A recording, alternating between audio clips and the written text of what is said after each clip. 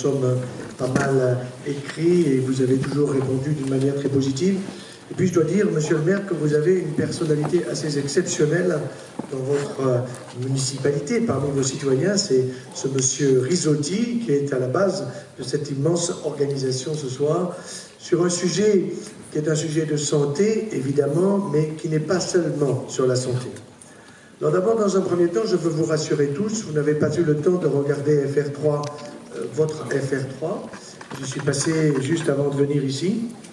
Et évidemment, j'ai été interviewé sur le problème des vaccins. Je ne suis pas contre les vaccins. Que ce soit bien clair. Et d'ailleurs, le bien public l'a écrit dans une de mes interviews. Je ne suis pas contre les vaccins, je suis contre les abus. C'est pas la même chose. Donc je veux rassurer mes collègues médecins, parce que j'ai des collègues médecins qui m'ont pas compris, et je leur en veux pas, parce que quand on reçoit des informations par une ministre ou par des médias qui déforment l'information, ben on n'est pas informé. Donc la vraie information, je vous la donne, je ne suis pas contre les vaccins. Il y aura certainement des questions sur le sujet, mais la conférence de ce soir est sur le thème « Faut-il manger bio ?» Et vous avez remarqué que je suis accompagné par mon épouse, qui n'est autre que ma moitié, donc je ne suis que la moitié de la moitié, vous voyez, et qui interviendra sur les aspects les plus pratiques de l'alimentation, qui sont des aspects extrêmement importants, puisque nous avons tous un petit déjeuner, un repas de midi, un repas du soir. Alors la grande question qui se posait autour de l'an 2000, que posaient les patients atteints de cancer, puisque je suis chirurgien et cancérologue, c'était docteur. Ça vaut vraiment le coup de manger bio? Est-ce qu'il faut manger bio? Parce que c'est plus cher. Et puis est-ce que vraiment ça apporte quelque chose? Et ma réponse était une moue. Une réponse qui n'était pas une réponse. Et quand on ne sait pas répondre scientifiquement à une question, eh ben, il faut vraiment se poser la question. Et j'ai donc lancé un programme de recherche sur simplement essayer de savoir s'il y a des éléments positifs pour notre santé dans les aliments issus de l'agriculture biologique par rapport à ceux de l'agriculture conventionnelle ou de l'agriculture dite raisonnée ou raisonnable. Je dois dire qu'avant de lancer ce programme, j'avais une idée. Quand on lance un programme de recherche, on a toujours une idée. On veut démontrer quelque chose. Et je vais vous avouer quelque chose. Je voulais démontrer que le bio, c'était du pipeau. Et je voulais d'autant plus le démontrer que j'avais lu, comme vous tous, les médias, j'avais entendu des émissions, j'avais même entendu des collègues qui étaient dans le domaine de l'agriculture et qui, eux, disaient ceux qui sont dans le bio, ce sont des excessifs, ce sont des talibans de la bio, etc., etc. Bon, bref, nous avons monté un programme de recherche qui a demandé un peu de temps. Il s'est appelé ABARAC, A-B-A-R-A-C. C'est-à-dire que nous avons comparé 20 aliments de l'alimentation courante, celle que nous avons tous les jours dans nos assiettes, matin, midi et soir. Et ces aliments venaient donc, les uns, de l'agriculture biologique labellisée, les autres d'une agriculture raisonnée, non labellisée, mais avec des agriculteurs qui disaient « moi, je ne suis pas dans le bio, mais je ne suis pas dans le conventionnel, j'utilise moins de pesticides, de phytosanitaires, etc. » Et puis les troisièmes, qui étaient dans le conventionnel, mais qui nous disaient nous allons vous démontrer ce que vous cherchez, c'est-à-dire que les aliments que nous vous donnons à véritablement étudier, venant du conventionnel, vous allez voir qu'ils sont aussi bons que les autres qui sont du biologique. Et pour obtenir le financement qui n'était pas négligeable, à l'époque c'était autour de 1 million de francs, parlons en francs pour l'époque, eh bien j'avais obtenu 30 000, à peu près un tiers de l'Europe, un tiers de la région Languedoc-Roussillon avec une obligation de choisir des produits de ma propre région, le Languedoc-Roussillon, et puis un autre tiers qui était des patients qui avaient donné un argent dédié à cette recherche. Et donc, comme c'était relativement coûteux, bien, nous avions décidé, avec mon équipe qui était attachée à l'INSERM, l'Institut National de la Recherche Médicale, nous avions décidé de faire d'abord les 10 premiers aliments, et comme on était presque tous convaincus qu'on démontrerait qu'il n'y avait pas de différence entre les trois types d'agriculture, eh bien on s'arrêterait là, et puis on dirait, ben voyez, le bio c'est du vent. Et je me souviens très bien que les 2 premières enveloppes que nous avons ouvertes, c'est-à-dire, quand je dis des enveloppes, ça veut dire que nous fournissions les produits à un laboratoire européen qui faisait la recherche sur un œuf. On ne cherche pas la même chose que dans une pomme, dans un morceau de fromage ou dans de l'huile d'olive. Donc on cherchait des éléments positifs pour la santé et aussi des éléments négatifs, c'est-à-dire des métaux lourds, des pesticides, au contraire, des bonnes vitamines, des minéraux. Bon, donc 3 éléments positifs d'une manière générale et 3 éléments négatifs. Et lorsque nous avons ouvert les premières zones, je me souviens très bien, c'était les tomates. Les tomates, c'était intéressant. Et au début, j'étais content parce que je me suis dit, ben voilà, la démonstration, elle est faite. On a ouvert les 3 types de tomates sur les pesticides, il n'y en avait pas dans aucune des tomates. Ah, j'ai dit voilà. Donc, dans les 3 tomates, les tomates biologiques, les tomates du raisonné, les tomates du conventionnel, hein, pas de produits dangereux. Excellent. Seulement, quand on a ouvert les produits positifs, il y avait 20 à 25% de plus de lycopène, qui est un antioxydant extrêmement intéressant pour nos prostates d'hommes et pour les seins des femmes, parce que tout ce qui est utile à la prostate de l'homme est utile au sein des femmes. Donc 20 à 25% de plus, même chose pour la vitamine C, et même chose pour des minéraux positifs pour notre santé. Ah, donc il y avait une belle différence pour les produits positifs pour la santé. Ensuite, nous sommes allés sur les laitues. Et là, les laitues, eh bien, nous avons vu des différences au niveau des pesticides. Il y en avait beaucoup plus dans le conventionnel, il y en avait un peu dans le raisonné, et ce qui était intéressant, c'est que dans le raisonné, vous en aviez des résultats qui étaient assez proches du conventionnel. C'était des agriculteurs raisonnables ou raisonnés qui avaient quitté depuis peu de temps, je dirais, l'agriculture conventionnelle. Et puis il y avait d'autres résultats qui étaient proches plutôt du biologique. C'était des agriculteurs qui n'étaient pas encore au bio, mais qui étaient, je dirais, sur le chemin. Donc on voyait bien la différence entre les 2 types de raisonnés. Et puis, par contre, le biologique, eh bien, c'était très net. Il y avait 20 à 25% de plus de lutéine, qui est excellente pour notre rétine, excellente, je dirais, comme antioxydant, par exemple, pour prévenir ou éviter la dégénérescence maculaire liée à l'âge, qu'on appelle la DMLA, hein, qui est une maladie quand même difficile à soigner et qu'il vaut mieux prévenir.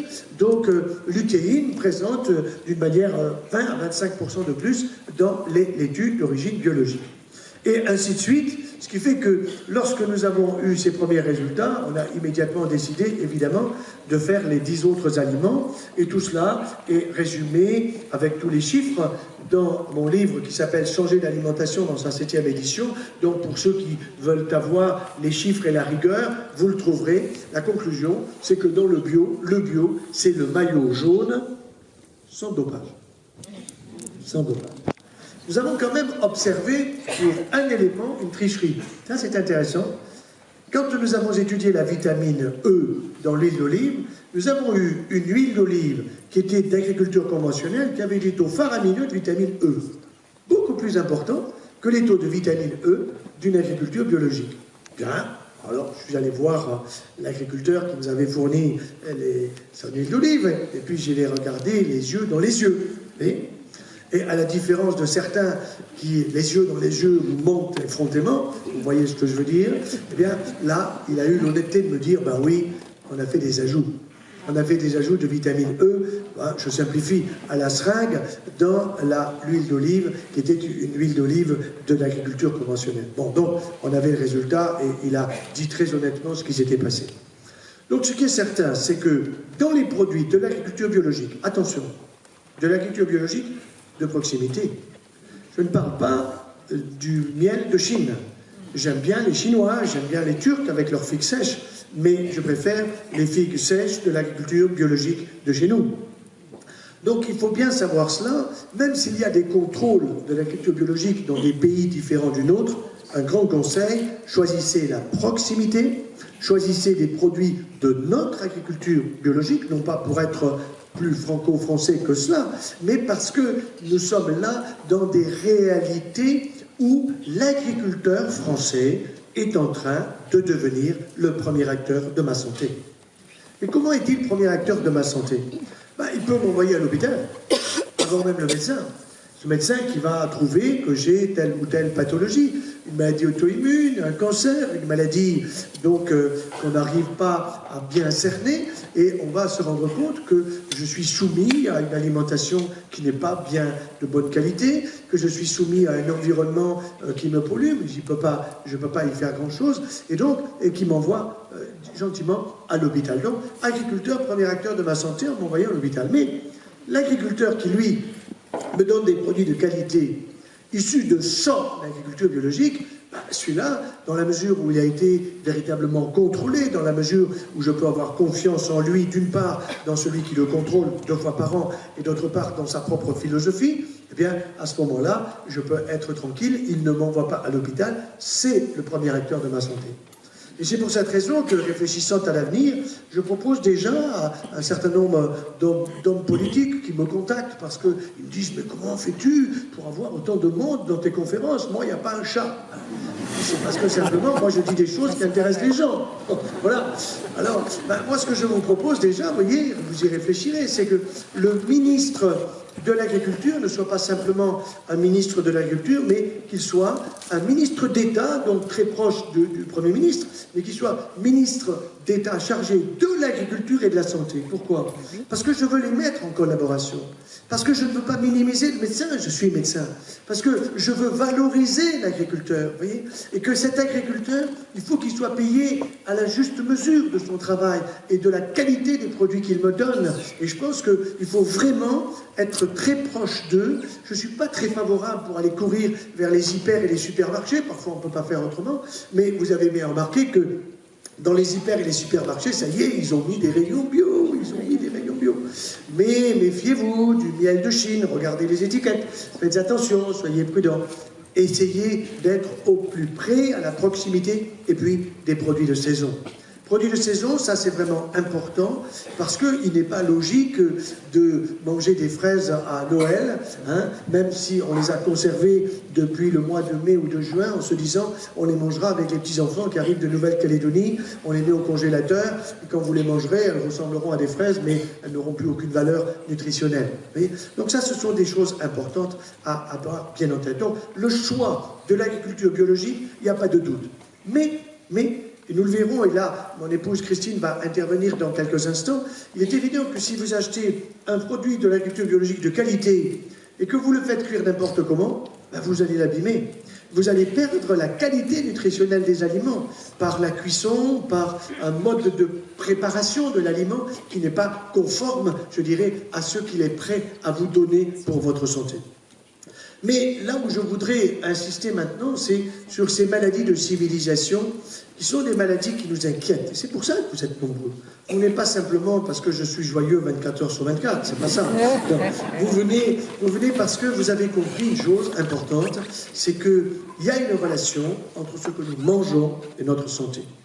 Ça, c'est une évidence. Et ce qui est très curieux, c'est de voir que dans le monde médical, je le vois auprès de mes propres collègues, dans le monde médical, eh bien, c'est pas mal perçu, mais c'est pas compris.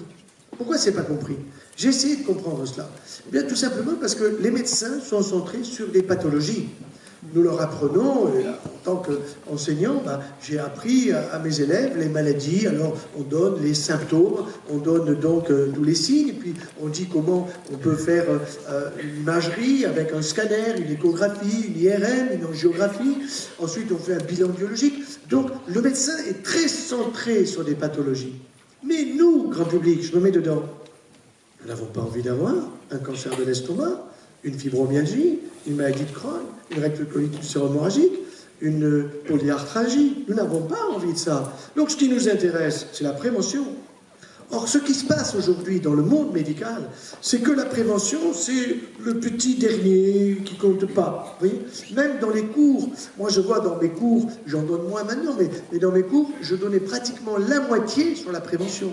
La moitié sur la prévention. Et les étudiants captent à fond. Je leur dis, vous n'avez pas besoin de prendre note, parce que ce que je vais vous dire, ça va rentrer dans votre hippocampe, et ça, vous ne l'oublierez jamais, parce que vous n'avez pas envie d'être malade. Vous avez peut-être envie de soigner les gens, mais vous-même, pour soigner les gens, vous avez intérêt à être en bonne santé. Alors, ces maladies, comment se fait-il qu'il y en ait de plus en plus? Nous sommes en 2016, 21e siècle. Les centres anticancéreux sont débordés. Nous n'avons pas assez de chirurgiens, d'infirmières, d'oncologues, de chimiothérapeutes, de radiothérapeutes. Nous sommes débordés. Comment cela se fait-il? Alors que la science progresse, alors qu'il y a des prix Nobel qui trouvent des médicaments fabuleux. Mais comment cela se fait-il? Eh bien, cela vient du fait que nous avons un système de défense qui est perturbé. Ce n'est pas la défense de notre pays au sens de la ligne Maginot au moment de la guerre, c'est pas ça que je veux dire. C'est que nous avons nous-mêmes un système immunitaire, un système de défense, voyez. Alors, souvent le mot immunité, il est relié au monde politique, on dit le président, il est immunisé, il peut faire n'importe quoi, bon voilà, un beau jour, ça le rattrape. Non, c'est pas ça qui m'intéresse. Ce qui m'intéresse, c'est que nous avons tous un système immunitaire prodigieux. Et je voudrais vous l'expliquer, et vous allez le comprendre très simplement. D'abord, nous avons un système vasculaire. Vous savez qu'on a du sang rouge et du sang bleu. Eh bien, en ce moment, vous êtes tous assis ou debout à écouter et vous ne pouvez pas arrêter votre cœur. Toutes les secondes, il envoie du sang rouge de la tête aux pieds.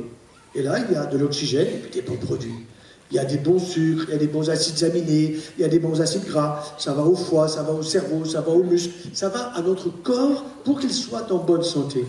Et quasiment dans la même seconde où votre cœur envoie, au niveau de la partie gauche du cœur, du sang de la tête aux pieds, pratiquement dans la même seconde, il y a du sang bleu qui revient. Et ce sang bleu, évidemment, il a du CO2, et puis il a des produits qui sont des résidus des cellules. Parce que les cellules, elles captent ce qui est bon, et puis elles relâchent un certain nombre d'éléments dont elles n'ont pas besoin, que nous allons éliminer, qui par la respiration, qui par la transpiration, qui par nos reins, qui fonctionnent bien, et qui ont besoin de fonctionner pour éliminer ceux dont nous n'avons pas besoin.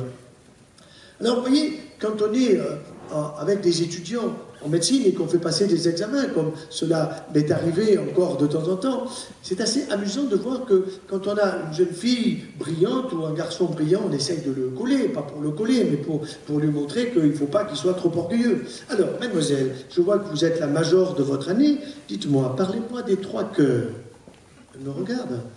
Il a l'air de dire, celui-là, il n'est pas à la page. Hein. Alors, ah oui, monsieur, mais il n'y en a que 2. Comment 2? Ah oui, monsieur, il y a un cœur droit, un cœur gauche.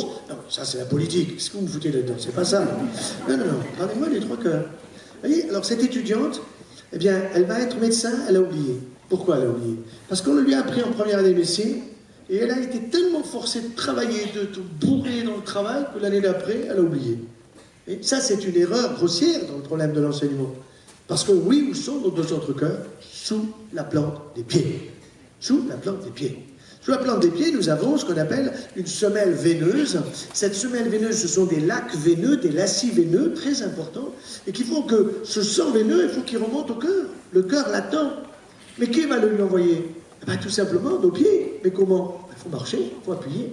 Alors, lorsque récemment, j'étais dans une conférence avec des maisons de retraite, c'était très intéressant parce que tous les vieux à la sortie, ils marchaient comme des soldats tchécoslovaques. J'ai dit, ils ont compris. Et oui, ne traînez pas les pieds. Parce que si vous traînez les pieds, qu'est-ce qui se passe? Votre cœur ne reçoit pas suffisamment du sang en retour et vous allez commencer une petite insuffisance cardiaque. Alors vous irez voir le cardiologue. Alors il va vous donner pour réguler, parce que ça va trop vite ou trop lentement. Alors il va vous donner pour renforcer le cœur. Mais il ne va pas vous dire qu'il vous faut enlever vos babouches, qu'il ne vous faut pas traîner vos pattes, qu'il vous faut marcher correctement. Vous voyez? Et ça, c'est déjà un point important de notre système immunitaire. Nous devons avoir une bonne irrigation de notre corps. Alors cette irrigation de tout notre corps, c'est quoi? Eh bien, c'est déjà avoir des bons liquides. Alors l'eau est indispensable, ne jamais attendre d'avoir soif pour boire. Et ça, je le dis très fortement pour les personnes âgées dans les maisons de retraite. Dans les maisons de retraite, ils attendent d'avoir soif pour boire. Même nous qui ne sommes pas encore dans des maisons de retraite, et nous n'irons jamais, eh bien, il faut que nous buvions au moins 4 grands bols par jour. Alors du thym, du thé, du romarin, du chocolat, tout ce qui vous fait plaisir, tout ce qui vous fait plaisir, il n'y a aucun problème, mais très important pour avoir une bonne hydratation. Car si vous pincez votre peau et que votre peau elle est comme du papier à cigarette, faites-le sur la face dorsale, c'est que votre cerveau il est pareil. Il est déshydraté, alors où sont mes clés, comment s'appelle mon petit-fils, je ne sais plus où je suis, ça va très vite.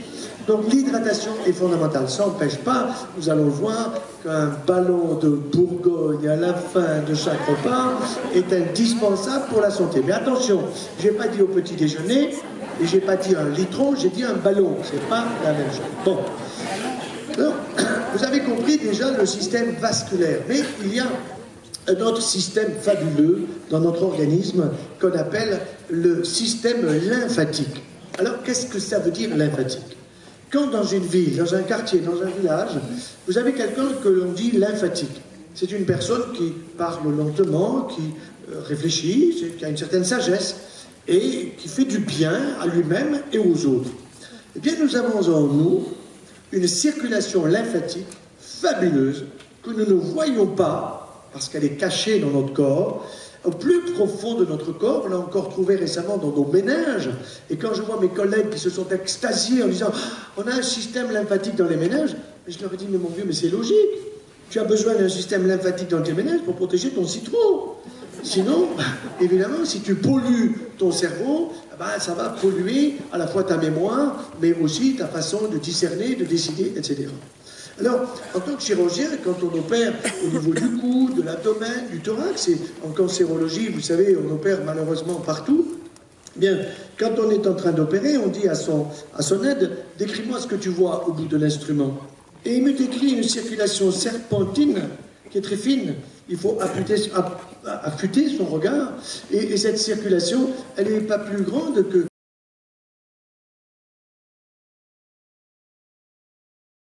et les antibiotiques ne marchent plus parce que le système immunitaire est pratiquement par terre. Bien qu'on arrive à stimuler ce système immunitaire aujourd'hui par des traitements assez lourds, qui sont pénibles, beaucoup de comprimés, beaucoup de ci, beaucoup de ça.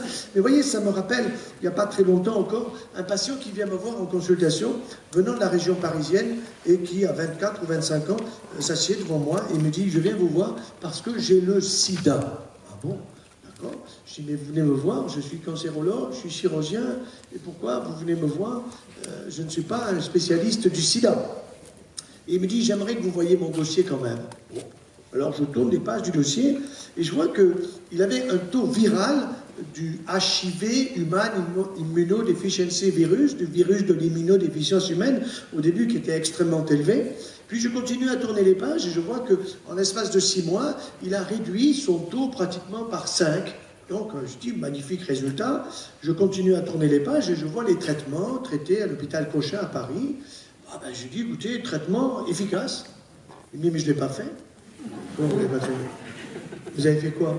Et là, de son sac à dos, il sort mon bouquin, Changer d'alimentation, avec des tas de petits spots, vous savez, orange, rouge et vert, là, où je me suis dit, aïe, aïe, aïe, il va me poser des tas de questions. C'est ce qui s'est passé. Il avait compris beaucoup de choses.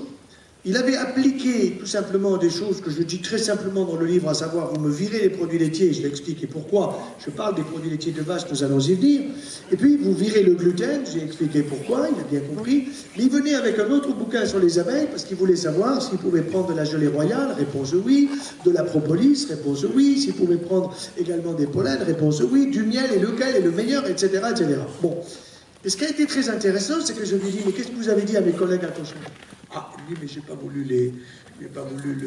les humilier. Non, mais il ne s'agit pas de les humilier, il s'agit de dire la vérité. Qu'est-ce que vous avez dit? J'ai dit que j'avais fait le traitement. Bon, alors, il a été coché comme traitement efficace, vous comprenez?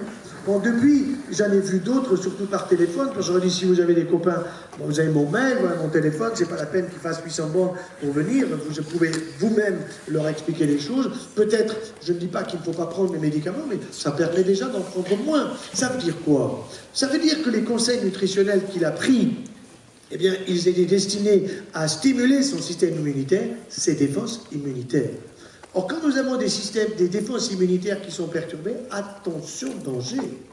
Nous avons un système immunitaire pour tout notre corps, plus un système immunitaire qui est focalisé pour le col de l'utérus, pour ce qui concerne le cancer du col, qui sera sur l'estomac, par exemple, qui sera sur le côlon, sur le rectum, sur le poumon, peu importe, sur n'importe quelle zone de notre corps. Et aujourd'hui, qu'est-ce que nous observons? Eh bien, nous observons des gens qui sont fatigués, d'une manière générale, et qui, en plus, ont un système immunitaire qui est perturbé, mais ce système immunitaire, il est difficile à apprécier. Parce que ce n'est pas simplement le taux des globules blancs dans le corps qui permet de le voir. Il y a bien le rapport entre ce qu'on appelle les T4 et les T8, qui sont des lymphocytes venant T du thymus. Il y a aussi d'autres lymphocytes B qui viennent de l'os. B parce que bone, en anglais, ça se dit bone, l'os. Alors on dit c'est les lymphocytes B, il y a les lymphocytes B, il y a les lymphocytes T. Et vous savez, on pensait qu'il n'y en avait pas beaucoup dans la lymphe. Finalement, il y en a entre 350 et 360 familles. Et ce qui est fabuleux, c'est qu'il y en a qui sont des killers. Des killers, ça veut dire des tueurs de virus, de bactéries qui sont là pour nous protéger, d'autres qui sont des auxiliaires. Donc, ce système, il est génial, il est extrêmement bien fait. 350 à 360 familles, c'est comme si vous parliez des voitures Renault avec tous les calibres et toutes les utilités qu'il peut y avoir, ou de voitures Peugeot et inversement. Bon, eh bien, ce système immunitaire, il est là pour nous protéger. Mais, pour qu'il fonctionne bien, il faut que je m'alimente correctement. Voilà la clé. Il faut que je fasse attention à mon alimentation. Et ne vous inquiétez pas, je ne vais pas vous donner un régime. Vous savez que je ne supporte pas le mot régime. Du con. Je ne supporte pas. C'est ce que j'ai dit quand je suis passé avec Sophie Marceau chez Michel Drucker. Il était tout ébahi que je puisse dire ça. Et en sortant, on m'a dit, ils vont le couper parce qu'il y aura un procès. Je dis, surtout, ne le coupez pas. Ils ont des avocats, ils ont dû vérifier que j'avais raison, et ils l'ont laissé. On peut le vérifier que ce que je dis est vrai. Bon, alors... Qu'est-ce qui est intéressant dans notre alimentation et qu'est-ce qui est dangereux? Première chose, d'une manière générale, attention, nous sommes à peu près à une consommation de 80%, 70 à 80% de produits animaux et disons 20 à 30% de produits végétaux. L'idéal, c'est d'inverser. Mais vous n'allez pas inverser en 5 minutes. Ça va vous demander du temps. Moi-même, j'ai mis un peu de temps. Heureusement, j'étais bien accompagné. Et en même temps que j'étais bien accompagné, il faut toujours justifier. Parce que si vous n'expliquez pas, les gens ne vont pas suivre. Quand vous voyez que dans nos facultés de médecine, nous enseignons le régime du goutteux, de l'hypertendu, de l'obèse et du diabétique, c'est que des interdits. Les gens, ils suivent 2 mois, 3 mois, au bout de 3 mois, ils disent, docteur, donnez-moi un médicament. Alors que le diabète n'est pas à vie, alors que la goutte n'est pas à vie, alors que l'hypertension n'est pas à vie. Mais les laboratoires veulent que ce soit à vie. Pourquoi? Parce que vous allez prendre des anticholestérol, parce que vous allez prendre des antidiabétiques, parce que vous allez prendre des anti-acides uriques, etc.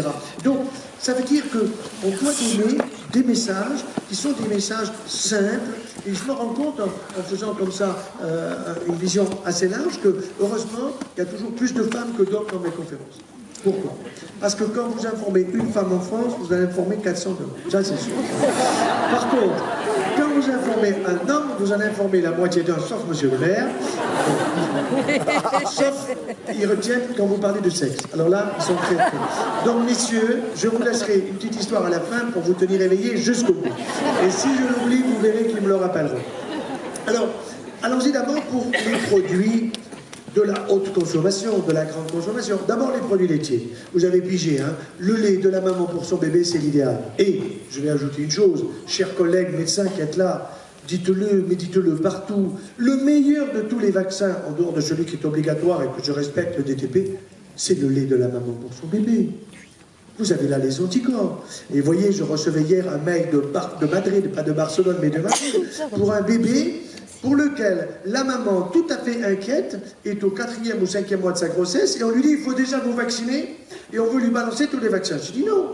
Je dis, mais pourquoi veulent-ils vous vacciner? Alors qu'elle est enceinte. Alors ils m'ont dit que ça me permettrait de faire passer les anticorps vers mon bébé. Bon, ça, c'est pas totalement faux. Tout le temps. Mais ce qu'on ne dit pas à cette maman, c'est que le système immunitaire de cet enfant, il faut 1000 jours pour qu'il se construise à partir de la conception. Or, conception plus temps de la grossesse égale 275 jours, vous ajoutez une année 365, une autre année 365, et vous êtes à 1000 jours. Le système immunitaire d'un enfant n'est pas fait avant 1000 jours. Or, que dit l'Organisation mondiale de la santé? C'est pas moi, et je suis en total accord avec ce qu'elle dit. Il faut idéalement que la maman allaite le bébé 6 mois, intégralement, et une année matin et soir, petit apéritif avant de partir au boulot, et petit apéritif au retour. Et avec ça, le gosse, pendant 1 année et demie, il est couvert, et reste ensuite, évidemment, hein, les 6 mois de plus, vous pouvez tenir 2 ans. Seulement, Le problème, c'est qu'aujourd'hui, vous avez en pharmacie les laits maternisés, vous avez les laits avancés, vous avez même le lait sans lactose. On m'a dit, c'est quoi, docteur? J'ai dit, le lait sans lactose, c'est un homme sans testicules, tout simplement. Voilà. Alors, évidemment, on rigole là-dessus, mais c'est que c'est pas rigolo, parce que c'est du business. C'est du business, si vous voulez, qui fait qu'on va exploiter, en réalité, les mamans en médicalisant leur émotion. On médicalise. Vous avez le plus beau bébé du monde, madame. Oh là là, qu'il est beau, ce petit. Que vous êtes fatigué, bien sûr. Si nous, les mecs, on devait accoucher, il n'y aurait pas un mec sur la terre, pas un seul. Bon. Donc, quand vous accouchez, eh bien, maintenant, je me suis battu pendant une vingtaine d'années pour obtenir la suppression de ce médicament. Je pense qu'il est en train de disparaître. C'est le Parlodel. C'est-à-dire qu'on disait à la maman, vous venez d'accoucher, vous êtes fatigué, je vous donne un petit comprimé, vous allez être mieux. Et 2 jours après, il n'y a plus de lait. Et le plus de lait, pourquoi? Parce que le Parlodel est un médicament antiprolactine, c'est-à-dire anti-formation de l'hormone au centre du cerveau qui permet la venue du lait dans le sein. Alors ça, c'est des choses qu'il faut que les mamans sachent, et je dirais même les grands-mères. Oui, oui. Parce que même les grands-mères peuvent allaiter. C'est ce que j'ai dit à mes filles et à mes belles-filles. Si vous n'allaitez pas, ma femme s'en occupe, il n'y a pas de problème. Bon. Ah ben ça marche très bien. Ça marche très très bien, les filles, les belles-filles, elles allaitent toutes, hein. Il n'y a aucun problème.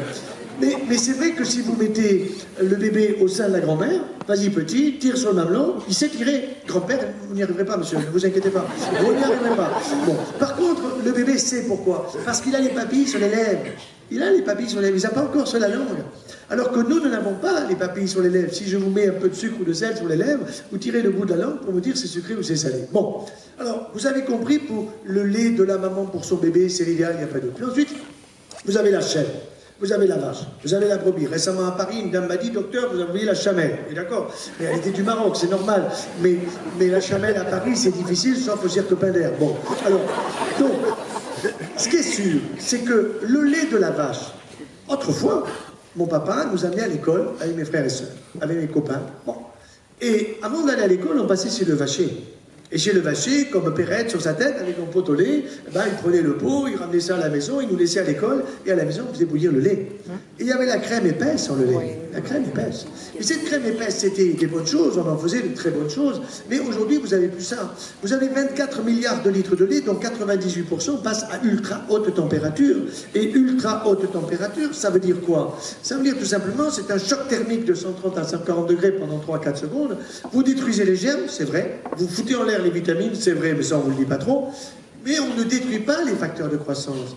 Or, les facteurs de croissance, en tant que cancérologue, malheureusement, nous les connaissons bien. Pourquoi? Parce que les nouveaux traitements du cancer, ce qu'on appelle des thérapies ciblées, c'est-à-dire qui ciblent la tumeur, ce sont des anti-facteurs de croissance. Si par exemple, j'ai un patient, une patiente, qui a ce qu'on appelle un GIST. GIST, ça veut dire gastro-intestinal stromal tumeur. Une tumeur qui peut être dans l'estomac du volume d'un pamplemousse, vous voyez? Donc c'est quand même une grosse tumeur qui peut saigner, qui est dangereuse. Bon, eh bien vous donnez un antifacteur de croissance en 6 mois, cette tumeur, du volume que je viens d'indiquer, devient cacahuète. Alors il ne vous reste plus qu'à faire une petite opération pour aller enlever ce qui reste. Et avant, les gens mouraient en l'espace d'une année et demie, aujourd'hui on guérit. On guérit définitivement quand on est atteint par ce genre de maladie, même s'il y a des métastases ailleurs, au niveau du foie en particulier. Donc, les traitements futurs du cancer ne seront plus les chimiothérapies, comme souvent on l'entend encore, parce qu'une femme vous dit, docteur, j'ai une tumeur au sein, mais vous me donnez un traitement et vous me faites tomber les cheveux. Ben, il n'y a rien sur mon cuir chevelu. C'est là que ça se passe, au niveau du sein, c'est pas sur mon cuir chevelu. Et oui, parce que nous lui donnons un traitement qui est un traitement antimitotique, c'est-à-dire qui tue toutes les cellules en train de se multiplier. Celles des cheveux, celles des ongles, les globules blancs, les globules rouges, etc. Nous avons un corps qui est en permanente évolution. Quel âge avez-vous, madame? Ben, docteur, j'ai 38 ans. Bon, d'accord. Et les papilles de votre langue, elles ont quel âge? Ben, 38 ans, docteur. Pas du tout.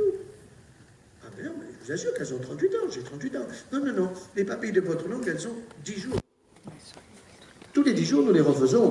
Nous avons des papilles qui sont dans des formes de petites aiguilles, de petites feuilles, de petites couronnes, de petits champignons, de petits calices, ces petites merveilles. Tout ça pour que nous goûtions les aliments. Et c'est pour cette raison, ma femme me dit que je suis poète, je ne suis pas si poète que ça, mais j'aime pas appeler ça la bouche. La bouche, c'est pour se rouler des pelles, on est tous d'accord. Par contre, Par contre, ça s'appelle le palais des saveurs. Palais. C'est une notion anatomique et des saveurs, une notion physiologique. C'est là que je peux dire que le morceau de fromage, que la pomme, que la poire, que la viande, ceci, cela est bon. C'est pas mon estomac qui le dit. Vous comprenez? Or, qu'est-ce qui se passe aujourd'hui? Vous allez au McDo. Je pense pas que vous ayez un McDo dans votre ville, monsieur. Si, bon, je vais y aller doucement, alors. Bon, écoutez, dans le McDo, vous avez du pain de mie. Ça, c'est pour pas fatiguer vos ratounes. Hein. Nous en avons 32, mais il faut surtout pas les fatiguer, donc les mettre au repos. Voilà. Bon. Et puis ensuite, vous avez la viande hachée. Alors une fois, j'ai fait un lapsus, j'ai dit mâché par quelqu'un d'autre avant. Bon. Alors, il y a un étudiant étranger, il n'y a pas très longtemps, qui est venu me voir. Je ne sais pas s'il m'a écouté sur YouTube ou en conférence. Il me dit, Monsieur Joyeux, c'est vrai qu'en France, au McDo, la viande, elle a été mâchée par quelqu'un d'autre avant moi. Alors, je lui ai dit, j'ai fait un lapsus. Il me dit, c'est quoi? Ah, je lui ai dit, vous inquiétez pas, c'est pareil. Je lui ai sauvé la vie à celui-là. Hein. Bon. Donc, ce qui est important dans tout ça, c'est que nous avons un palais des saveurs qui est destiné à mastiquer les aliments. Nous avons 6 glandes salivaires, parotides, sous-maxillaires, sublinguales, capables de fabriquer 1,5 litre de salive par jour. Mais si vous ne mastiquez pas, ben vous fabriquez la moitié, le quart, le tiers. Alors, vous ballonnez à la piscine, vous flottez. Quand vous allez, récemment, nous étions avec mon épouse en Martinique, il nous arrive d'aller là-bas pour faire des formations, pour leur apprendre, on va y venir à faire cuire les aliments. Mais là-bas, il faut cuire les aliments, ça n'en finit plus, pendant 3 heures, les haricots. Alors qu'est-ce qui se passe? 1 haricot, 2 gaz, 3 haricots, 10 gaz, ça ballonne, que ça fait peur, c'est la pétarade absolue. Vous les entendez. Quand nous arrivons à l'aéroport, on les entend. Mais ils m'ont permis de le dire en métropole, donc je suis tranquille. Ils m'ont dit, allez-y, ça fait rire, et c'est pas faux. Et c'est pas faux. Bon. Donc, point important, dans les produits laitiers, soit vous avez la vache dans le jardin, auquel cas, pas de problème. Soit vous lavez la vache, non, vous avez le lait UHT. Ben, un conseil, laissez-le tranquillement au supermarché. Pourquoi? Parce que vous allez consommer des produits qui ne sont pas faits pour vous. Trop de lactose, trop de calcium, trop de facteurs de croissance. Facteurs de croissance, il y en a 3. Un qui est pour la périphérie de l'animal, épidermal, gros facteur de croissance de l'épiderme. Un autre qui est pour l'intérieur de l'animal, qui s'appelle insuline, growth factor, insuline, pancréas. Et un autre pour tout le squelette, tous les muscles, etc. Donc, c'est le TGF. Et ces facteurs de croissance, ils ont pour les biochimistes des formules qui sont très solides, avec ce qu'on appelle des ponts disulfure, une molécule de sulfure, une autre, vous faites un pont entre les deux, et le TGF, par exemple, il a 9 ponts disulfure. Pour faire sauter ces 9 ponts, il faut faire bouillir le lait. Mais UHT, c'est trop tard. Si vous faites bouillir votre lait UHT, vous aurez une fine papier à cigarette dessus, et on ne sait pas, on n'a pas de certitude, mais on craint qu'on renforce ces facteurs de croissance. Alors, ça veut dire quoi? Alors, ça veut dire tout simplement qu'il faut aller vers des animaux qui nous donnent un lait pour des petits animaux, la chèvre pour son chevreau, la brebis pour l'agneau, avec des articulations, un foie, un pancréas, plus petits que nous, les humains. Et donc, certes, il y a des facteurs de croissance, mais pour un animal qui est plus petit que moi, l'humain. Et en même temps, c'est pas la peine d'en consommer trop. 1 portion par jour, ça suffit. Quand le plan national de nutrition santé vous dit 3 par jour, qui le finance? L'État, il n'a pas un radis. Bon. Donc c'est pas possible. Donc ce sont des arrangements financiers par les lobbies. Il ne faut pas se faire d'illusions. Tout ça, ça vient de là, c'est pas autre chose. Alors, ça veut dire que nous allons aller vers le fromage de chèvre, le petit crottin de chèvre ou le fromage de brebis. Je voyais récemment une publication scientifique qui disait que dans le lait de la chèvre, vous avez 10% de lait de vache. Et puis vous mettez pure chèvre. Quand vous achetez la bûche de chèvre, vous avez remarqué que vous faites le bûcheron quand vous mangez. Je te prends une tranche, je t'en prends une autre. Pourquoi? Parce que vous cherchez le goût. C'est comme la dame qui me disait, docteur, moi, je vous promets, docteur, je prends du fromage à 0%. Je dis, madame, 0% de quoi? Elle me dit, 0%, c'est écrit dessus. Mais 0% de quoi? Elle ne sait pas. J'ose pas lui dire que je le vois dans ses fesses. Hein? Alors, je le dis légèrement à son mari, qui lui a envie de le lire. Je dis doucement. Non. C'est comme la dame qui vous dit, moi, je fais une pomme au four à mon mari avec beaucoup d'amour 3 fois par semaine. Je dis, madame, vous serez veuve avant tout le monde. Elle me dit, pourquoi? Parce que vous fusillez la pomme. Parce que vous transformez les bonnes fibres tout simplement en des sucres. Parce que vous avez des sucres qui vont être des sucres rapides, donc vous allez faire du gras. Ah! Et comment fait-on du sucre? Comment fait-on pour transformer du sucre avec du gras? C'est pas bien compliqué, demandez aux oies. Hein? Qu'est-ce qu'elles prennent? Du maïs, mais le maïs c'est du maltose. C'est-à-dire qu'on les gave avec du sucre, ce sucre elles le stockent dans le foie en faisant du gras. Vous leur donnez 2 grammes de sucre, 1 gramme de sucre, 4 calories, 2 grammes de sucre, 4 calories. Ça fait 8 calories, d'accord? Bon, si vous ajoutez une petite calorie à ces 8 calories, ça vous en fait 9. Et 9 calories, c'est 1 gramme de gras. Alors, madame vient à la consultation avec son mari. Docteur, est-ce que vous pouvez voir le dossier de mon mari? Très volontiers, madame. Qu'est-ce qui se passe? Il est tout le temps fatigué. Qu'est-ce qu'il fait? Rien. Le mari dit, tu exagères toujours, bien sûr. Bon, alors je regarde le dossier et je dis, monsieur, je vois que la prostate, oh, docteur, il me réveille 4 fois la nuit. Lui, tu exagères, c'est 2 fois. Bon, je dis, monsieur, vous avez une belle prostate, 100 cm3, c'est la prostate d'un veau. Voilà. Normalement, c'est 30 à 40. Hein? 30 à 40. Donc lui, évidemment, il prend son verre de lait avant d'aller au dodo. Il prend son yaya le matin. C'est pour ça que le yaya, je le prescris la veille du départ dans l'au-delà. Moi, le jour où ma femme m'offre un yaya, je peux vous dire que je me dis que le lendemain, je m'envole. Hein? Ça s'appelle le syndrome des petites selles en médecine. D'accord? Bon. Donc pourquoi j'en prends pas? Parce que je ne veux pas trop de lactose, parce que je ne veux pas trop de calcium. Or, le lactose, c'est un sucre.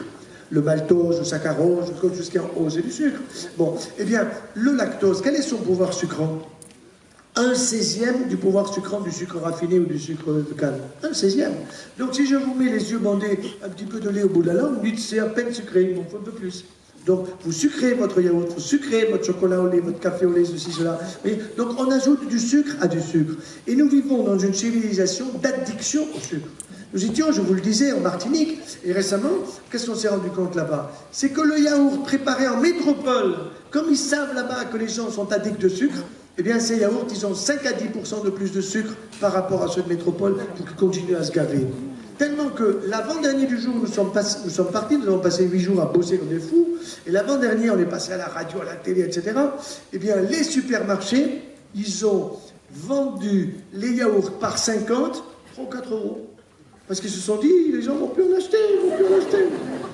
Non, donc, vous voyez, ça veut dire quoi? Ça veut dire qu'il faut faire attention qu'on nous prend pour des consommateurs. Alors nous devons être des acteurs. Nous devons être des acteurs, et vous avez compris sur le problème des produits laitiers, le problème du calcium, je vais y insister un petit peu. Dans le lait de la vache, vous avez du calcium, bien sûr, et vous en avez 4 fois plus que dans le lait de la maman pour son bébé, ce qui est tout à fait logique. Le bébé, c'est un corps qui va prendre 5 kilos en une année, alors que le veau, il prend 365 kilos en une année. Bon, mais le bébé, 1 an après, commence à être intelligent, à marcher, à reconnaître papa, maman, etc. Alors que le veau, il est aussi con 1 an après quand il est né. Bon, donc, qu'est-ce qui se passe? On n'a jamais essayé de donner à un veau du lait d'une maman. Il ne va pas grandir, il va parler. Peut-être, je ne sais pas. À vérifier. Mais ce calcium qui est en trop, ce qui est intéressant, c'est que ce calcium, vous devez le relier au problème du gluten. Alors ça, vous en avez entendu parler du gluten.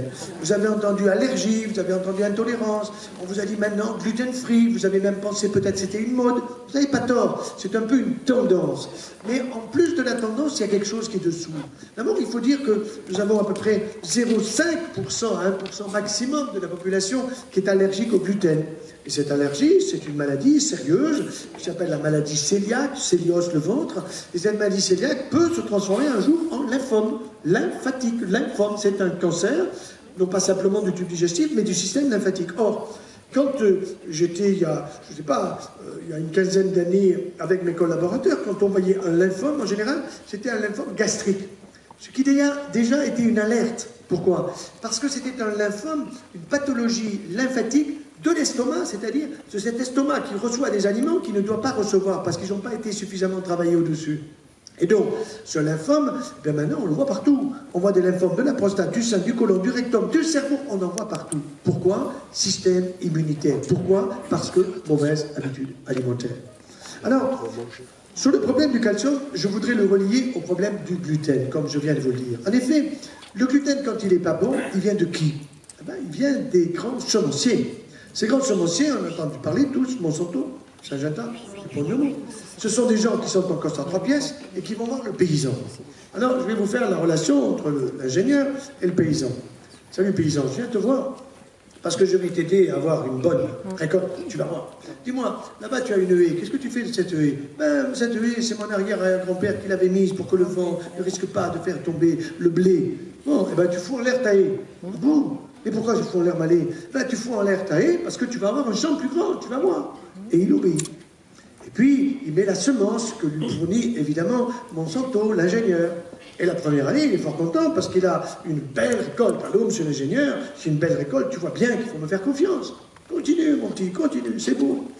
La deuxième année, la récolte, c'est la moitié. Allô, l'ingénieur, qu'est-ce qui se passe? La récolte, c'est la moitié. Ah, tu vois bien que tu ne vas pas écouter. Tu vois bien que tu es paysan, tu n'écoutes pas ce qu'on te dit. Eh bien, tout simplement, c'est simple. Je t'avais dit qu'il faut racheter la semence tous les ans. Ah bon? Mais mon grand-père, il faisait pas ça. Il allait avec des ciseaux couper les jolis épis, et puis il les ressemait tranquillement, et il avait régulièrement une belle récolte, qui était peut-être moindre que la première que j'ai eue. Et voilà. Et c'est comme ça qu'on manipule les gens. J'étais récemment avec mon ami Pierre Rabhi, que vous connaissez certainement. Il faudra, monsieur le maire, certainement faire revenir Pierre Rabhi dans votre ville, parce que c'est un homme absolument merveilleux. Et nous étions ensemble à l'école d'agriculture de Purpan. Et il y a eu une phrase que j'ai reprise, que j'ai trouvée merveilleuse, la phrase de Pierre Rabhi, elle n'est pas de moi. Soigner la terre, c'est soigner l'homme. Soigner la terre, c'est soigner l'homme. C'est tout à fait exact. Or, notre terre est capable de recevoir et de nourrir jusqu'à 100 milliards d'hommes. Nous n'y arriverons jamais par la régulation des morts et des vivants. Mais on vous dit, ah non, il faut absolument les pays en développement, etc., etc. On nous manipule. On nous manipule. L'objectif, c'est que nous soyons consommateurs de n'importe quoi. Alors, problème du gluten, qu'est-ce qui se passe? Si vous avez une allergie, c'est sûr qu'il ne faut pas en prendre. Il n'y a aucun doute, mais 1% maximum de la population. Et les autres qui sont intolérants, c'est quoi cette intolérance? Bien, c'est tout simplement que le champ de blé d'autrefois, il nous arrivait aux épaules. Et que le champ de blé d'aujourd'hui vous arrive aux genoux. Et qu'aujourd'hui, on ne peut plus se cacher dans un champ de blé comme on le faisait quand on était gosse. Mais qu'est-ce qu'ils ont fait? Ils ont donné le gène du nanisme pour réduire la longueur de la tige. Et en réduisant la longueur de la tige, ils ont modifié génétiquement le grain de blé. Alors on n'appelle pas ça un OGM, mais un AGM, un aliment génétiquement modifié. Et ça, on ne vous le raconte pas. J'étais récemment, un an et demi, à Constantine. Constantine, c'est une région de l'Algérie qui était le grenier à blé d'une grande partie pour les empereurs romains, pour l'Italie et tout ça. Quand vous voyez les champs de blé, c'est la honte absolue. Je leur ai dit, mais arrêtez! Alors, ce qui est sûr, c'est que qu'est-ce qui se passe? Eh bien, ce gluten, quand il est dans notre palais des saveurs, on mastique 2 fois, ça descend. Ça arrive dans l'estomac n'est pas content. Qu'est-ce qu'il va faire? Ben, il va sécréter de l'acide. À ce moment-là, il va y avoir plus d'acide, et le pylore, qui est le petit muscle à la sortie de l'estomac, il va se contracter. À ce moment-là, ça reflue. Docteur, j'ai un RGO. C'est pas une marque de pâté, c'est un reflux gastro-œsophagien. Ça me brûle. Et quand ça vous brûle pendant des dizaines d'années, attention, ça s'appelle risque de cancer du tiers inférieur de l'ésophage. Et croyez-moi que je ne veux pas avoir un cancer du tiers inférieur de l'ésophage. Ça se guérit, 20%, 80% qu'on ne guérit pas. Vous vous rendez compte? Tout simplement parce que ce sont de mauvaises habitudes alimentaires, des gens qui ne mastiquent pas suffisamment, des gens qui prennent des produits qui ne sont pas des produits de qualité, et en particulier ce gluten. Alors ce qui est intéressant dans tout ça, c'est que heureusement nous avons trouvé le bon gluten. Il est à Cucugnan, c'est pas en Provence, c'est à la frontière entre les Pyrénées-Orientales et l'Aude. Là, chez les Cathares, là-bas. Et là-bas, vous avez, avant, il y avait le curé de Cucugnan, maintenant, il n'y en a plus, vous avez un boulanger. Et le boulanger de Cucugnan, il est la trinité en une personne. Un, c'est un paysan qui fait pousser les blés anciens, le barbu du Roussillon, le rouge du Morvan, l'engrais intellectuel, le petit épaule de Haute-Provence, des trucs fabuleux avec des coquelicots, avec des champs. Quand vous êtes dans ces champs, il vous tarde d'avoir déjà la farine. Et quand la farine, après la meule de pierre, sort de là, oh, elle a une odeur extraordinaire. Il vous tarde d'aller vers le four à chaleur tombante avec le gros pain qui va sortir de là. Et quand vous avez ça dans le palais des saveurs, il ne vous quitte pas. Vous vous régalez. C'est un vrai régal. Et à force de le mastiquer parce que c'est si bon, quand ça arrive dans l'estomac, le gluten n'existe pratiquement plus. Alors qu'avec le mauvais pain, qu'est-ce qui se passe? Eh bien, ça va dans l'estomac, ça passe dans l'intestin, et l'intestin n'est pas content. Inflammation. Et quand vous avez de l'inflammation intestinale, vous avez ce qu'on appelle la porosité intestinale. Alors les gens disent, j'ai un leaky gut, ça fait très savant, ça veut dire porosité. Vous avez un intestin poreux. Si vous avez un imperméable qui est poreux et qui pleut, vous allez vous mouiller, c'est clair, vous n'êtes pas content. Bon, et bien l'intestin poreux, c'est quoi? Une cellule intestinale, en voici une, entérocyte, en voici une autre, elles sont collées les unes aux autres, par des jonctions serrées. Bon. Et quand vous avez de l'inflammation, ben ça se dessert. Et quand ça se dessert, il y a des choses qui passent qui ne devraient pas passer. Et le 4 fois trop de calcium qui va passer, qu'est-ce qui va se passer?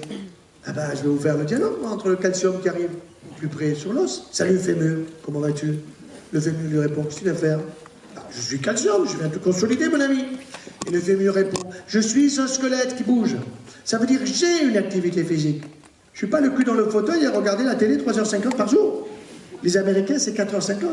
Vous avez été déjà là-bas, aux États-Unis, à New York, à Chicago, tout ça. Vous avez des portes pour passer l'aéroport qui sont monumentales pour pouvoir passer de face. Tellement ça fait peur. Non mais je rigole pas.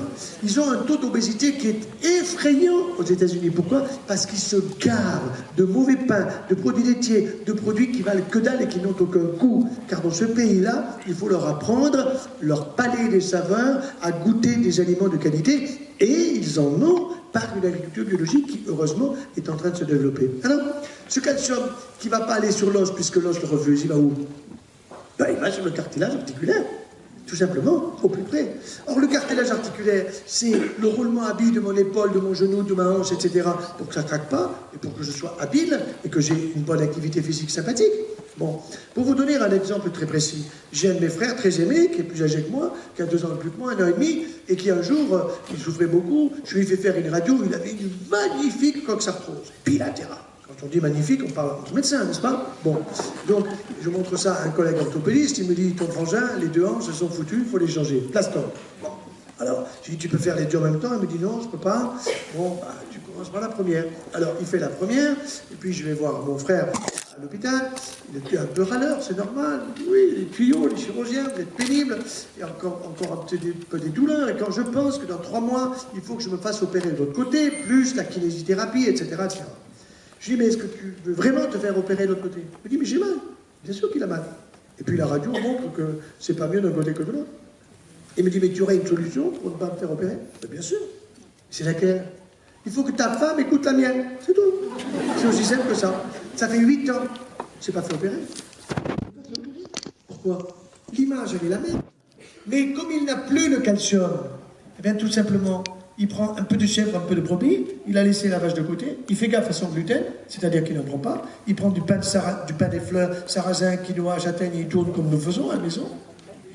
Il n'a pas mal, il ne boite pas tellement, il ne s'est pas fait opérer de l'autre côté. Alors que si vraiment il avait les douleurs comme il les avait avant, croyez-moi, qu'il se serait fait opérer. Donc ça veut dire quoi? C'est pas la quantité de calcium, c'est la qualité qui joue le rôle d'antigène anticorps et qui, au niveau de la zone de l'articulation, vous donne la douleur. Et quand vous avez mal, vous avez mal. Ce qui est très frappant et qui rejoint la nutrition, c'est que quels sont les premiers signes de l'Alzheimer et du Parkinson? Pour l'Alzheimer, vous dites, je ne sais pas où j'ai perdu mes clés, où est-ce que j'ai mis mes lunettes, etc. À 20 ans, il y en a qui ont déjà commencé. Hein. Bon, bien, non, c'est pas ça. Et le Parkinson, on vous dit c'est la tremblote. C'est pas ça. Les premiers signes, c'est la perte du goût et de l'odorat. Mais c'est pas la perte globale, c'est pas je ne sens plus. C'est on perd progressivement le goût et l'odorat. Pourquoi? Parce que quand vous mastiquez peu, bon, si je vous demande qu'est-ce que vous avez mangé hier soir au repas du soir, c'est un gros travail pour chercher dans la tête qu'est-ce que vous avez mangé, sauf si vous étiez invité et que c'était tout à fait particulier. Mais ça veut dire que nous n'utilisons pas ce palais des saveurs qui est la phase 1 primordiale, essentielle de notre alimentation. Essentielle. Le reste va suivre, bien sûr. Mais si là-haut, ça n'a pas été fait correctement, vous allez payer la facture. Et pas payer la facture dans le bon sens. Voyez, et c'est la même chose pour le Parkinson. Ça veut dire que les vieux dont je vous parlais, et qui sortaient tous comme des soldats tchécoslovaques, le lendemain dimanche, la directrice qui m'avait invité pour donner des conférences à ces personnes âgées des maisons de retraite, elle me disait, Monsieur Joyeux, vous savez où ils sont tous les vieux? Non, il fait beau là-bas, c'était à l'Orgue-Minervois. Elle m'a dit, ils sont tous dans la garrigue à genoux, en train de renifler le thym et le romarin. Bon, ben, j'ai dit, ils ont compris. Ils étaient en train de savoir, est-ce que mon odorat fonctionne? Et mon goût, je dois faire attention. Alors, maintenant, je vais passer la parole à mon épouse qui doit s'impatienter, comme chaque fois, hein, et qui va vous dire des points absolument vitaux. Et je peux vous dire que si je suis en pleine forme, si j'ai une pêche d'enfer, je le lui dois 1000 fois. Et donc, je te remercie.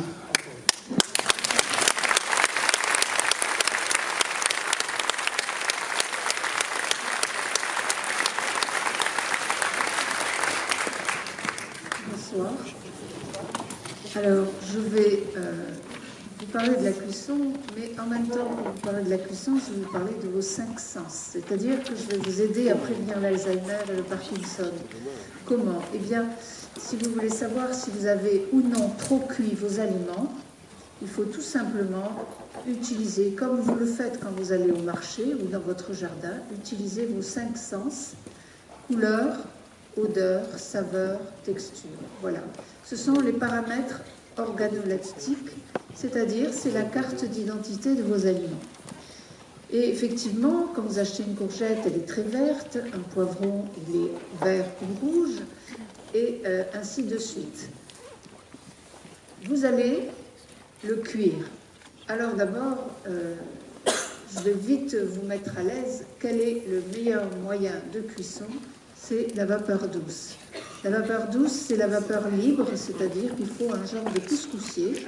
Surtout pas de couvercle qui se vide, donc je vous mets vraiment en garde contre tous les moyens de cuisson vapeur avec blocage, en commençant par la cocotte minute. Et là, je vois beaucoup de visages qui s'allongent parce que depuis 2 générations, on cuit dans les cocottes minutes, hein, on les connaît, ça tourne, vous savez, et le parfum très caractéristique de la soupe ou des légumes à la cocotte minute qui s'accroche aux rideaux, qui s'accroche au tissu des canapés ou des tapis, eh bien, il ne faut plus.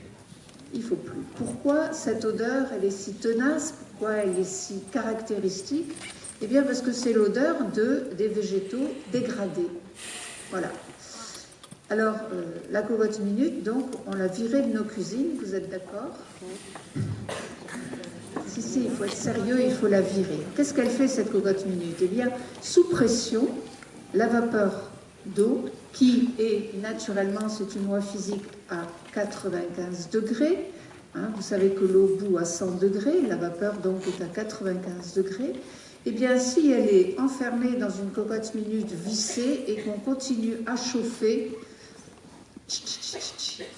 vous savez jusqu'à combien elle monte? 120-130 degrés, c'est quasiment la même température que le procédé UHT, ultra haute température, qui est utilisé pour stériliser le lait. Donc la cocotte minute, c'est ce qu'on appelle un autoclave, un stérilisateur. Voilà. Donc moi, la mienne, elle est partie au laboratoire pour nourrir des rats. C'est bien, hein, les autoclaves, c'est fait pour les chirurgiens, n'est-ce pas? C'est pour stériliser les instruments. Oui, la cocotte minute, ma cocotte minute a servi à nourrir des rats qui en avaient griffé des tumeurs. Il y avait une partie à qui on donnait à manger cocotte minute et une partie à qui on donnait cuit vapeur. Eh bien, la santé des cocottes minutes s'aggravait beaucoup plus vite que celle des cuits vapeur. Voilà. Alors, donc, un cuit vapeur, c'est un couscoussier, un grand récipient où on met beaucoup d'eau, il faut beaucoup d'eau. C'est la vapeur qui est le moyen de cuisson. Une grille qu'on pose dessus avec des trous suffisamment larges pour que la vapeur d'eau passe abondamment. Un seul étage et un couvercle bombé. Pourquoi? Eh bien parce que la vapeur va se condenser sur le couvercle et il faut qu'elle tombe sur les côtés et pas sur les aliments parce que sinon elle va leur enlever par contact, par osmose, hein, c'est l'action de l'eau, elle va leur enlever des nutriments. Voilà. Et donc nos aliments, mais légumes, volailles, poissons, viande, tout, on cuit tout à la c'est bien, vous réagissez. On cuit tout à la vapeur douce. Eh bien, ces aliments, ils sont en suspension dans la vapeur de votre cuit-vapeur, comme vous, quand vous allez prendre un bain de vapeur, si vous allez au Maroc, vous pouvez aller dans des hammams, ça nous fait transpirer. L'aliment va transpirer, et il va transpirer ce qui ne lui appartient pas, c'est-à-dire qu'il va se nettoyer des pesticides, des engrais, des conservateurs, si vous prenez des aliments des supermarchés, par exemple la tranche de jambon, hein, la tranche de jambon basique que vous achetez sous plastique, eh bien vous la mettez dans la vapeur, au bout de 3-4 minutes, vous la sortez, elle dégouline, et elle sent le jambon à l'os. Elle ne sent plus du tout la même chose. Il m'est arrivé de mettre aussi des carottes. Quand nos enfants étaient petits, ils adoraient croquer des carottes crues. Et souvent, quand je les amenais à leur école de musique, en attendant qu'ils aient leur leçon, j'allais faire un supermarché. Et je me souviens d'une fois où j'avais ramené des carottes du supermarché parce que j'avais pas eu le temps d'aller à mon marché habituel. Un petit sachet, vous savez, quadrillé de orange pour que la carotte ait l'air plus orangée, hein, quadrillé de rouge. Je les sors, je sens, je croque un bout. Ils n'en ont pas voulu. Alors qu'est-ce que j'ai fait? Ben, je les ai coupés en morceaux. Je me suis dit, on va toujours voir. Je les ai mis dans mon cuve-vapeur. J'ai toujours aimé vérifier ce qu'on me disait. Et la carotte a été... Les carottes ont été bel et bien nettoyées, elles ont retrouvé une couleur plus vive, elles ont transpiré et elles ont retrouvé une odeur et un goût de carotte. Alors, je n'ai pas renouvelé l'expérience. Pourquoi? Parce que les légumes qui ne sont pas bio, ils stockent de l'eau. Vous savez, on les paye environ 25% plus cher. Et en fait, eh bien, ils stockent de l'eau parce que les pesticides, ce sont des hormones de synthèse. Ça agit comme des hormones. Hein. C'est pour ça qu'il vaut mieux les éviter, parce qu'on va les stocker aussi dans notre organisme. Ce n'est pas bon pour notre équilibre hormonal. Donc, ils stockent de l'eau, 25% d'eau. Eh bien, à la vapeur, ils vont évacuer cette eau. Ils vont perdre, et d'ailleurs à la cuisson aussi, ils perdent cette eau. Et donc, les carottes non bio, elles ont perdu 25% de leur poids. Donc j'y ai perdu, puisque moi j'avais payé 1 kilo et je n'ai plus retrouvé que 750 grammes. Pas normal. Voilà. Donc j'en ai moins au total. Ce qui explique que les aliments bio, qui ne perdent pas de poids à la cuisson, ça c'est vrai, je l'ai vérifié, à commencer par les poulets, parce que les poulets basiques, vous savez, quand vous les mettez dans le cuve-vapeur, hein, ils perdent du poids. Un pigeon. On dirait un pigeon, presque, pas tout à fait. Donc, vous achetez un poulet bio ou un poulet fermier, il ne perd pas de poids et il est charnu, il met un peu plus de temps à cuire, mais vous avez quand même, vous en avez pour votre argent, comme on dit. Voilà. Couleur, ce sont les vitamines. Couleur, odeur, les parfums, les saveurs. Les parfums, c'est les huiles essentielles qui sont dans les végétaux, c'est l'odeur naturelle, c'est aussi tout ce qui touche à la richesse nutritionnelle des végétaux. Les goûts, ce sont les sels minéraux, hein. Pourquoi on rajoute autant d'additifs dans tout ce qui est cuit, archi-cuit, dans les conserves, etc. Bien parce que ça n'a plus de goût, c'est trop cuit. Il n'y a plus... Les sels minéraux sont dégradés. Et la texture, ce sont les fibres. La texture, c'est très important, parce que les fibres, à condition qu'elles soient pas trop cuites et qu'elles soient bien mastiquées, les dents, la salive, tout ce travail indispensable qu'on oublie, hein, c'est la première étape de la digestion, il faut vraiment bien la faire. Eh bien, les fibres, si elles sont dégradées par la cuisson, elles sont molles, hop, on les avale. Si elles restent craquantes, al dente, c'est-à-dire vos légumes, vous les coupez en petits morceaux comme ça, vous les mettez 5 minutes et vous les enlevez. Le couteau rentre un peu plus, hein, il rentre, mais vous avez gardé toutes les couleurs, tous les goûts, tous les parfums, votre carotte, vos courgettes, vos haricots, eh bien, ils ont gardé leur carte d'identité. Voilà. Et donc, vous allez être obligé de les mastiquer puisqu'ils seront encore un peu croquants. Vous allez avoir tous les goûts qui vont circuler dans votre palais et vous verrez que plus vous le gardez longtemps, plus vous le faites tourner longtemps et plus vous allez trouver d'autres goûts. Ah, ça n'a plus rien à voir avec la cocotte minute. Voilà. Mais par contre, votre intestin, lui, il va s'y retrouver parce que ces fibres-là, bien traitées, bien cuites et bien mastiquées, eh bien, elles vont être le milieu prébiotique, le milieu nutritique de votre flore intestinale et elles vont assurer votre santé intestinale, un bon transit et une bonne assimilation de vos micronutriments. Parfait.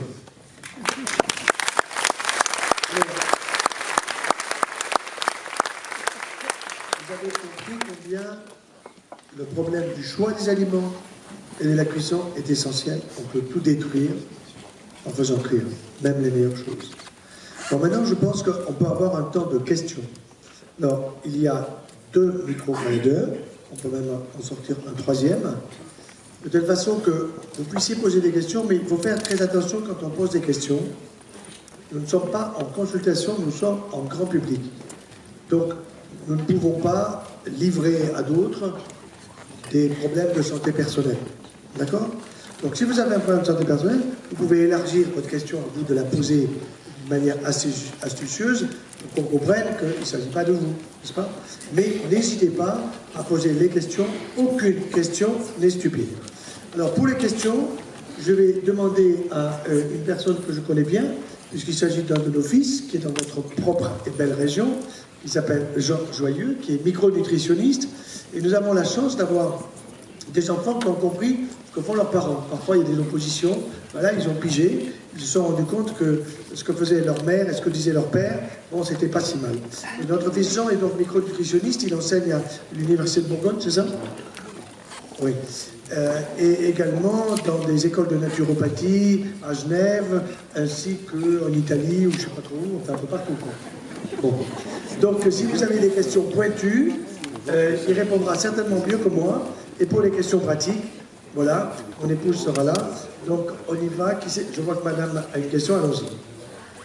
Alors il faut pousser peut-être...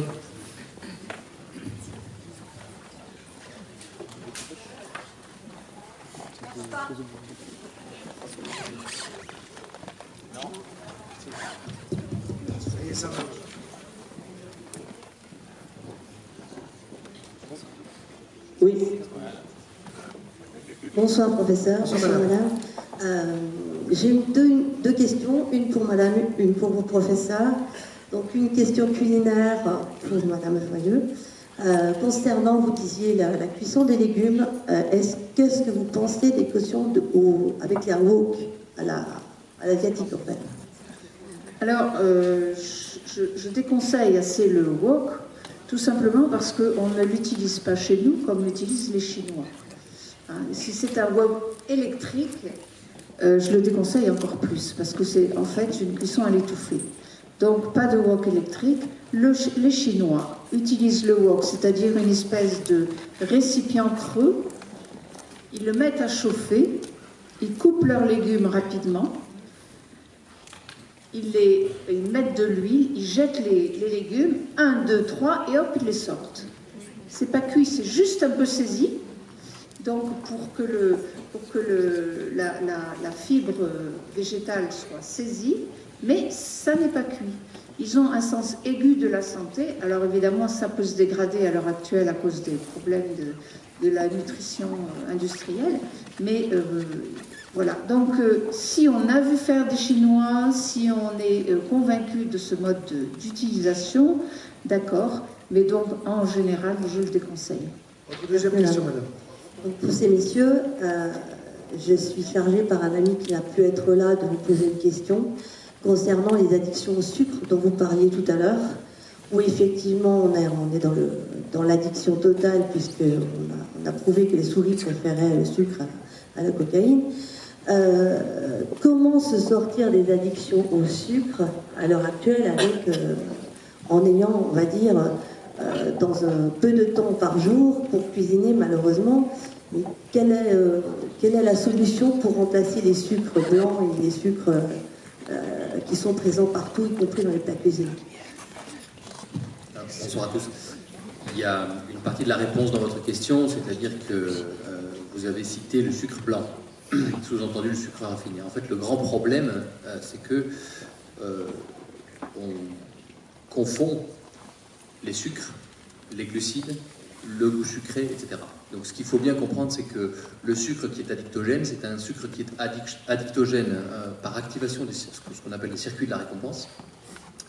Cette activation des circuits de la récompense se fait, entre autres, par une très rapide montée de la glycémie, ce qu'on appelle les sucres à haut index glycémique. Donc ce qu'il faut, c'est aller chercher des sucres qui ont un goût sucré, naturellement sucré, qui ne sont pas raffinés, et qui ne font pas monter la glycémie aussi rapidement que ça. Et il y en a beaucoup. Le premier, c'est le sucre des fruits. Quand vous mangez une pomme qui a poussé près d'ici, dans un verger, qui a été traitée, je dirais, entre guillemets, à l'eau de pluie, quand elle arrive à maturité, elle est pleine de vitamines, de minéraux, d'oligo-éléments, mais elle contient aussi cette quantité de fructose qui a un pouvoir sucrant supérieur à celui du sucre normal, et qui donc permet d'avoir un goût sucré, très doux, très agréable, avec une faible teneur en sucre et avec une très faible montée de la glycémie, avec en plus de ça les fibres qui vont ralentir encore la montée de la glycémie. Donc déjà l'une des premières solutions c'est ça. Alors avec quoi est-ce qu'on va sucrer? Est-ce qu'on va sucrer avec du miel? Réponse, pas forcément.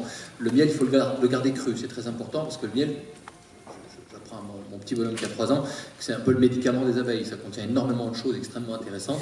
Mon père vous en parlerait beaucoup mieux, mais ça contient un sucre qui a un index glycémique moyen à bas, tant qu'on ne le chauffe pas. Donc, le miel, il faut le manger cru. Jamais chauffé. Jamais, il faut le chauffer. Il faut le manger cru, donc quand il y en a qui aiment bien avoir un thé sucré, vous prenez la cuillère de miel. Ma mère a fait ça depuis que je suis petit, j'ai appris à manger du miel comme ça, directement la cuillère dans le pot, c'est là que c'est meilleur. Donc vous prenez la cuillère de miel, vous avez le palais qui est tapissé du goût sucré, que vous buvez votre thé par-dessus, ça se passe très bien. Donc vous avez le beurre, l'argent du beurre et les yeux de crémière avec. Donc tout va bien. Donc, le sucre blanc, poubelle. Le sucre roux, est-ce que c'est un sucre qui est moins raffiné que le sucre blanc? Non, le sucre blanc, c'est un sucre la plupart du temps de betterave. Et le sucre roux, c'est un sucre qui vient de la canne à sucre. Mais dans tous les cas, on est raffiné. D'accord? Donc, c'est des sucres qui ne doivent plus avoir de place dans nos placards. Il faut aller chercher un sucre non raffiné, ça va être les rapadura, les muscovado, ça va être des sucres qui ont toujours un aspect assez moche, je dirais, selon les canaux de l'industrie agroalimentaire. C'est brut de décoffrage. Il y a quelques mois, j'étais à l'île Maurice et quelqu'un m'a expliqué qu'il y a plusieurs étapes et que le rapadura, le muscovado, c'est une sorte de déchet. C'est le sucre qui est sale, il le considère comme sale. Pourquoi? Parce qu'il y a beaucoup de fibres dedans. Il a un pouvoir sucrant qui est moins important, mais il a cette espèce de goût, je ne suis pas un amateur de rhum, mais de goût de rhum ambré qui est assez extraordinaire. Et on peut utiliser ce sucre-là, il sucre moins, il donne un goût particulier aussi bien au café qu'au café, etc. Mais c'est un sucre qui est beaucoup moins nocif, voire pas nocif du tout, puisqu'il contient beaucoup d'autres choses derrière. Donc il faut absolument éliminer tout ce qui est raffiné. Donc j'entends par là le sucre blanc, le sucre roux, la farine blanche, le pain de mie, le riz blanc. Il faut passer à du complet ou du semi-complet. Donc tout ce qui est raffiné, tout ce qui n'est pas naturellement blanc, avec l'exception du lait qui est encore un autre discours qui a été abordé précédemment, on va l'éviter. Alors, est-ce qu'il faut utiliser les édulcorants? Réponse, non. Certainement pas, y compris la stevia, parce que régulièrement, alors quand je forme des futurs nutritionnistes dans l'école dans laquelle j'interviens à Genève, il y en a qui me demandent pourquoi on ne peut pas utiliser la stevia, c'est naturel. Je leur réponds, la merde, c'est naturel aussi. C'est vrai, c'est comme le bio, la merde bio, ça reste bio, mais ça reste de la merde. Il faut être très clair là-dessus. Donc, la stevia, le principe actif de la stevia, il est extrait du naturel, c'est comme le fructose extrait. Non, on utilise la source naturelle parce que c'est celle que notre métabolisme, c'est celle qui correspond à notre métabolisme. Donc, voilà un petit peu la réponse. Après ça, il faut un certain accompagnement, il faut du temps. Bon, mais les grandes règles, c'est celle-là. C'est-à-dire ne pas chercher à s'affranchir à tout prix, en créant avec toute la frustration que ça génère, à s'affranchir du goût sucré, mais chercher le vrai bon sucre. Alors, je vais ajouter quelque chose, c'est que par la cuisson aussi, on peut sortir de cet engrenage. Parce que la cuisson excessive fait partie de l'engrenage du sucre. Quand vous cuisez trop vos fibres, que ce soit les haricots qui sont cuits parfois 5 heures dans les Caraïbes, ou que ce soit vos légumes dans la cocotte minute, quand la fibre est molle, quand vos haricots, vos pois chiches ou vos lentilles deviennent farineux, quand vos pommes de terre sont très cuites et qu'elles deviennent douces, eh bien, vous avez transformé des fibres, des glucides complexes en glucides simples. Donc, en passant à la cuisson vapeur douce al dente, comme le disent les Italiens, eh bien, vous sortez de cet engrenage. Et en passant à la cuisson vapeur douce, en général, on voit très vite évoluer la santé. Ça se passe, on n'a plus d'hypoglycémie, on n'a plus on a un transit qui se régularise. Les odeurs s'améliorent beaucoup. On a beaucoup moins de ballonnement et de gaz, parce que qu'est-ce que c'est qui fermente? Sinon le sucre. Voilà. Et donc, petit à petit, on va aussi retrouver l'odorat, retrouver le goût, on va voir que nos papilles se régénèrent progressivement. Donc je dis, moi, que la cuisson al dente, c'est aussi la prévention de l'Alzheimer et du Parkinson. On a souvent la question concernant le diabétique. Les diabétiques qui disent « mon docteur m'interdit de prendre du miel ». Le docteur a raison si c'est à la louche. Mais le bon miel pour diabétique, il y en a deux, acacia et châtaignier. Pourquoi? Parce que vous avez 60% comme sucre du fructose dont on a parlé, dont Jean a parlé, qui est le meilleur sucre pour notre cerveau, qui est dans les fruits. C'est pour ça que les fruits, il faut en manger, j'ai peut-être pas assez insisté, 4 à 6 fruits frais par jour. Oui. Et si possible, bio et de proximité. Alors monsieur, question. On parle beaucoup de cuisson, et je veux savoir ce que vous pensez des régimes crus, essentiellement basés sur les fruits et les légumes.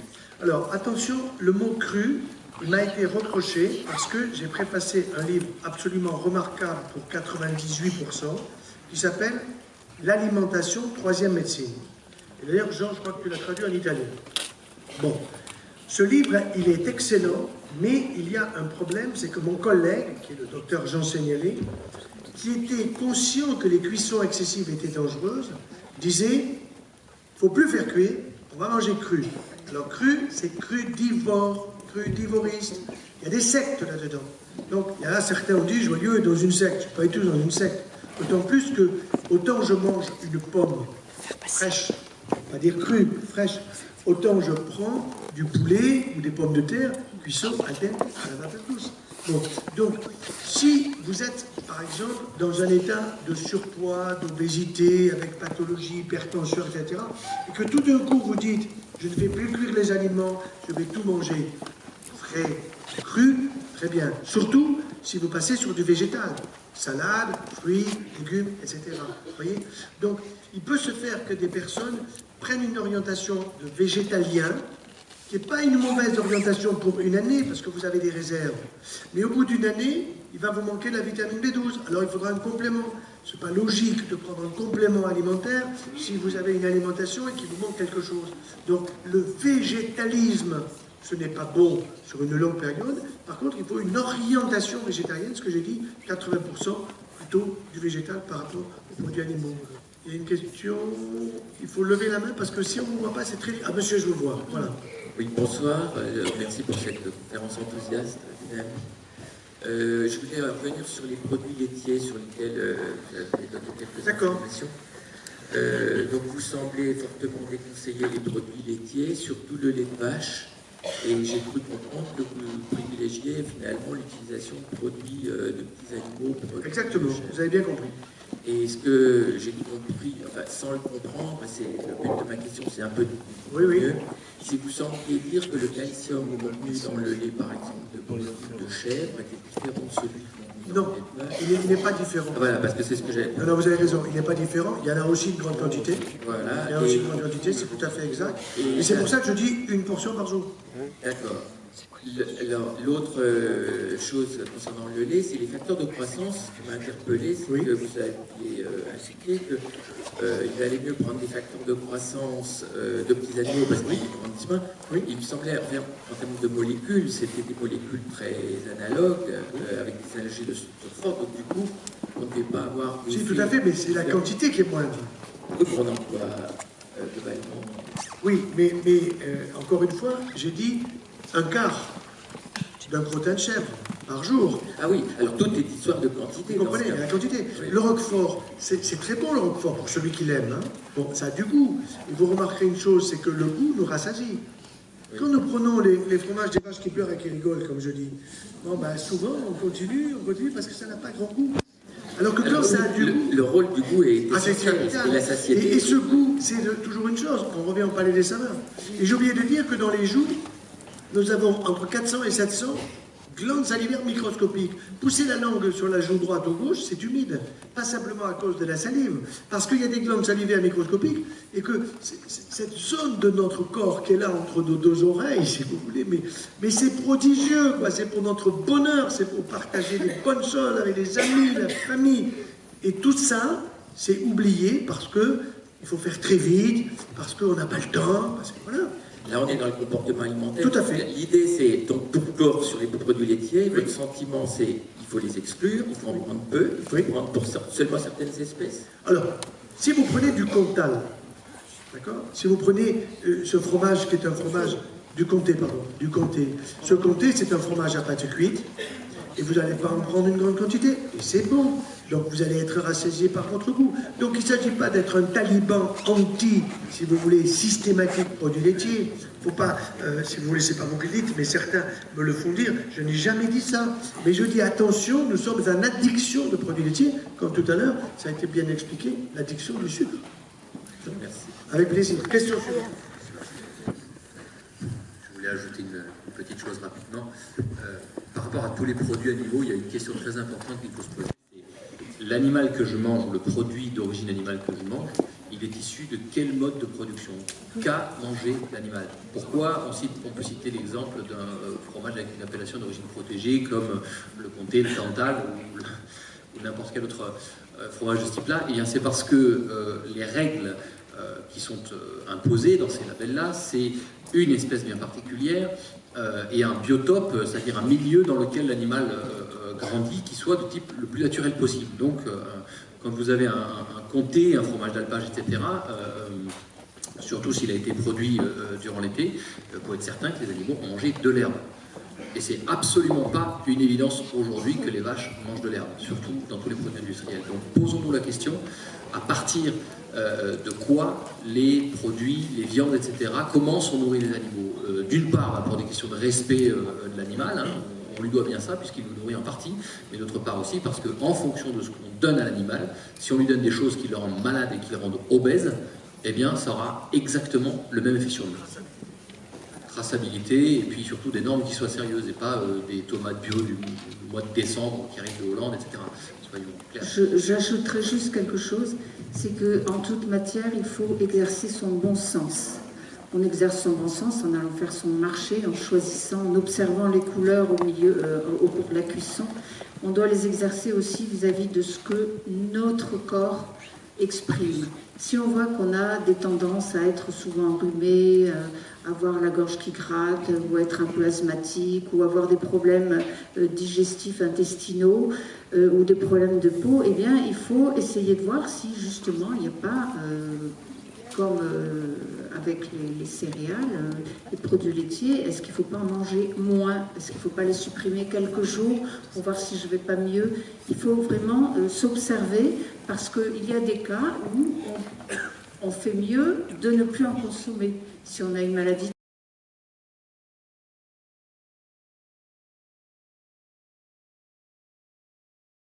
Dans sa théorie, je partage tout sauf deux choses.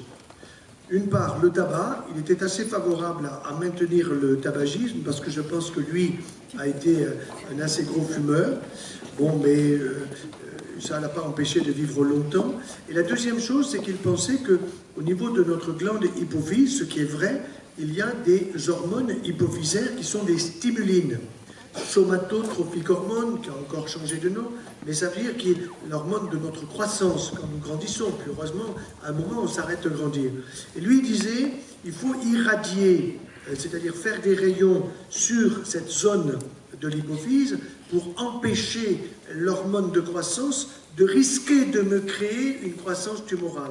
Et ça, c'est faux, en ce sens qu'il y a eu des études chez les animaux qui ont été faites, et c'est pas parce que vous allez irradier l'animal sur cette zone très précise de son corps que vous allez réduire le volume d'une tumeur ou empêcher la croissance d'une tumeur. Comme le disait mon épouse tout à l'heure, lorsque nous avons testé des animaux porteurs de tumeurs, parce qu'on peut très facilement greffer une tumeur même humaine, hein, tumeur prostatique ou du sein sur un animal, elle croît très vite. Vous mettez ça sous la peau de l'animal et en l'espace de 15 jours, vous avez une tumeur qui peut prendre presque le poids de l'animal, mais qui ne va pas le tuer, hein, mais il porte ça sur son dos.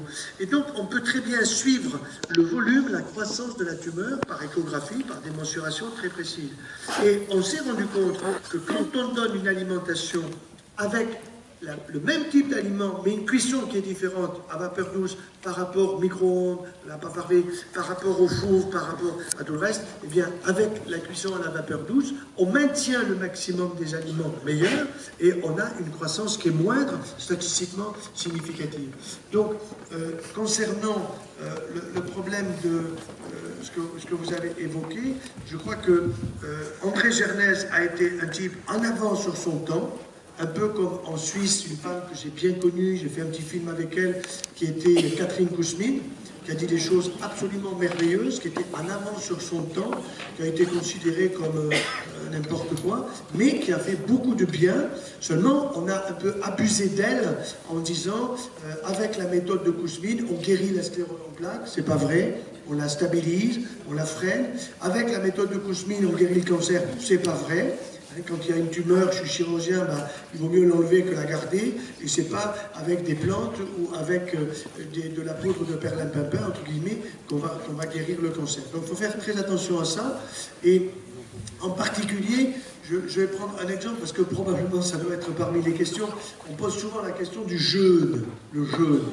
Est-ce qu'il faut jeûner quand on a un cancer? Et encore récemment, je voyais un papier où on disait, il faut affamer le cancer. C'est une bêtise. Je vais vous dire pourquoi. Le cancer, c'est un voleur. Quand un voleur vient chez vous, qu'est-ce qu'il vient chercher? Il ne vient pas chercher vos pantoufles, il ne vient rien à foutre. Il vient chercher ce qui est précieux. C'est-à-dire les bijoux, le pognon. Bon. Mais qu'est-ce qui est précieux en mon corps? Ce qui est précieux en mon corps, c'est tout simplement des produits de qualité que j'ai soit stockés, soit que je prends dans mon alimentation. On va prendre un exemple concret. Je vais chez le pharmacien et j'achète 4 grammes de vitamine C parce qu'on m'a dit qu'il fallait que je me bourre de vitamine C. Ok. Le pharmacien ne vous dit pas qu'il y en a 2 qui foutent le camp dans les urines. Déjà. Bon. Mais il en reste 2. Ces 2 vont être peut-être en compétition avec 2 grammes de vitamine C que vous avez dans les fruits, dans les légumes, dans votre alimentation, surtout des fruits frais, des kiwis, des pommes, des pois, etc. Bon. Donc, compétition entre la vitamine C, qui n'est pas une vitamine C totalement naturelle, qui a une biodisponibilité, c'est-à-dire utilisée par l'organisme différemment par rapport à celle qui est dans votre fruit. Eh bien, le cancer, lui, choisit le bon. C'est-à-dire qu'il va choisir la vitamine C qui est dans votre fruit.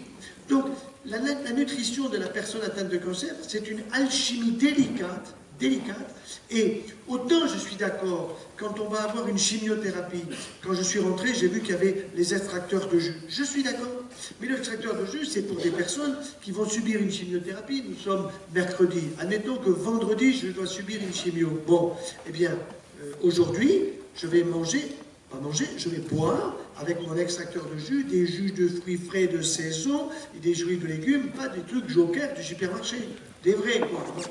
Et aujourd'hui, demain, le jour de la chimio, vendredi, et peut-être encore samedi, peut-être encore dimanche, et je vais très bien supporter le traitement de chimio qui m'est donné, mais j'aurais pris mes 2 litres de fruits frais et légumes frais de saison avec mon extracteur de jus. Vous voyez? Donc ça, ce sont des notions intéressantes, mais dire, comme à l'époque, je me souviens, un des collègues que j'ai beaucoup aimé, qui était un type génial, mais parfois il faut faire attention, en vieillissant, on peut dire des bêtises. Moi, ça peut m'arriver, donc heureusement, je suis bien entouré. Bon. Donc, un collègue qui avait lancé l'idée, on va affamer les cancéreux. Mais pour affamer le cancer, et pour qu'il en crève. Seulement, les malades, ils mouraient, anémiques, fatigué, cachectique, et le cancer, il était là, lui, il s'en foutait. Vous voyez. Bon, maintenant, c'est démontré, ça, on le sait. Donc, il faut faire attention, c'est délicat, il faut stimuler son immunité. Voilà, c'est ça la clé. Ayez une bonne immunité. Et, bougez-vous. Et soyez positif dans votre tête. C'est pour ça que quand je vois des malades, je leur dis, je comprends, madame, que vous soyez anxieuse, parce que vous avez ceci, cela, et ils me déclinent, et je vois des dossiers qui sont très lourds. Votre anxiété, passez-la moi. Moi, je suis un buvard. Je suis un buvard de votre angoisse, donnez-la moi. Je sais bien que je n'arriverai pas à tout vous enlever, mais je suis là pour vous aider à vous battre, à changer vos habitudes alimentaires, à mieux dormir et pas avoir des idées en boucle, en permanence qui tournent en disant ça va tourner mal, je vais faire une récidive, etc. Vous voyez, le côté psychologique est essentiel. Nos neurotransmetteurs, c'est-à-dire des molécules qui sont fabriquées par nos neurones, quand nous avons une activité physique, eh bien, en l'espace de 30 minutes, on le sait, ça a été démontré maintenant, les neurotransmetteurs passent du négatif, de la méchanceté, de la jalousie, de je vais pas bien, de la déprime, Ça passe à la créativité, l'imagination, le besoin de partage, de raconter aux autres. Et ça change tout. Non, nous sommes des bipèdes, pas pour traîner les pattes. Hein. C'est pour ça qu'aux 65 ans de mon épouse, je lui ai offert le Ventoux en vélo. Et elle me regarde, elle me dit, le Ventoux en vélo. Je dis, mais chérie, tu vas avoir des souvenirs. Elle l'a fait avec moi, on l'a fait ensemble, bonheur, quand on arrive là-haut, mais on a sué, là. On a transpiré.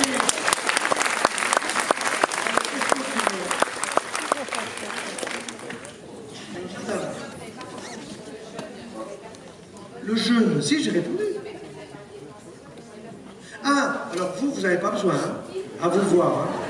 Parce qu'à vous voir, vous n'avez pas besoin de jeûne. Par contre, si je vous voyais sans le dire, que je vous dise, madame, vous avez un léger surpoids, vous pesez 100 kilos, alors qu'il faudra en peser 80, bon, à ce moment-là, je vous dirais, oui, mais il faut être coaché. Il faut être assisté. C'est-à-dire, il faut faire une bonne prise de sang. J'ai vu récemment une dame qui est venue à la maison, bon, qui avait un problème très sérieux de surpoids. Bon, moi, j'ai parlé avec elle pendant 30 minutes, et puis mon épouse l'a prise pour lui expliquer la cuisson, etc.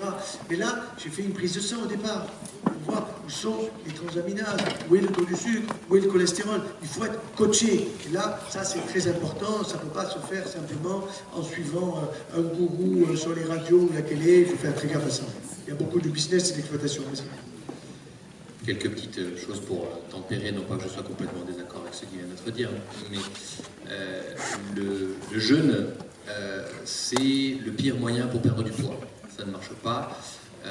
C'est un outil qui peut être très intéressant pour, je dirais, aider l'organisme à revenir un petit peu à zéro au niveau intestinal, au niveau métabolique. Ça peut être intéressant aussi pour activer des gènes sur lesquels on commence à avoir des études intéressantes qui s'appellent les sirtuines, qui sont des gènes de la survie, de la protection, etc. Donc le fait de temps en temps d'avoir des périodes de jeûne pourrait activer des choses intéressantes. Dans le cadre de patients atteints de cancer qui doivent supporter une chimiothérapie, il semblerait que certains protocoles de jeûne courts pourraient améliorer la résistance aux chimiothérapies. Mais là, on s'adresse à des études faites, voilà, mieux supporter la chimiothérapie. Donc, c'est des cas très particuliers qui sont suivis par des spécialistes, c'est un cadre bien particulier. Voilà. Allez-y, monsieur. Allez-y. Parlez fort parce que manifestement... On n'entend pas, monsieur, excusez-nous. Allez-y. Oui. Je suis souvent rentré à l'hôpital, si vous voulez, et quelquefois je suis sorti avec des maladies nosocomiales. Et aujourd'hui, après être... j'étais en bonne santé, je suis sorti malade, si vous voulez. Oui, j'ai bien compris. Nosocomiale, c'est une maladie attrapée à l'hôpital. Tout à fait. C'est pas fait pour ça, normalement. C'est pas fait pour ça. Et donc là, j'ai été obligé de me battre, et en l'occurrence, j'ai trouvé des professeurs qui ont été chercher des médicaments dans un hôpital fin fond de la Géorgie, en Russie. Oui. Et aujourd'hui, ces gens-là, c'est une médecine qui est interdite en France, évidemment. Et en l'occurrence, c'est des résultats au bout de 3 mois qui sont phénoménales. C'était mon cas, donc moi j'ai refusé tous les traitements qu'on m'avait donnés à ce moment-là, si vous voulez. Vous parlez de la phagothérapie. Phagothérapie. Oui, c'est ça. Je vois très bien. Vous avez tout à fait raison. C'est un retour intéressant qui évite des antibiotiques, qui arrive des pays de l'Est. Parce que comme toujours, ces pays-là, ils ont dû, si vous voulez, moins d'argent pour soigner les gens, moins de laboratoires, etc. Et la phagothérapie est quelque chose incontestablement intéressant. Les infectiologues français sont en train de s'y mettre. Donc, ça veut dire qu'ils prennent ça au sérieux, et je suis tout à fait d'accord. Alors, ça veut dire que quand vous allez à l'hôpital, vous avez remarqué une chose, c'est qu'on vous interdit d'amener des fleurs. Bon. Quand vous allez à la maternité, avant, on amenait des fleurs à la maman qui venait d'accoucher. Heureusement, c'est interdit. Qu'est-ce qu'il faut amener? Des fruits frais, de saison, bio, une belle corbeille. Et avec ça, elle va faire un lait fabuleux pour son petit. Vous comprenez? Et les... Comment? Et l'huile, oui, bien sûr. Et de l'huile, mais tu vas en parler dans quelques instants. On va prendre la question, puis on va venir un peu sur les produits gras. Allons-y, madame. Oui. Vous avez parlé de la cuisson douce à la vapeur. Oui. Est-ce que les appareils que l'on trouve en plastique peuvent convenir? Non. Alors, vous savez, il y a un test facile. Si vous avez un cuivapeur chez vous, est-ce que vous l'utilisez tous les jours ou est-ce qu'il est dans le fond d'un placard? Alors, les cuivapeurs en plastique, non.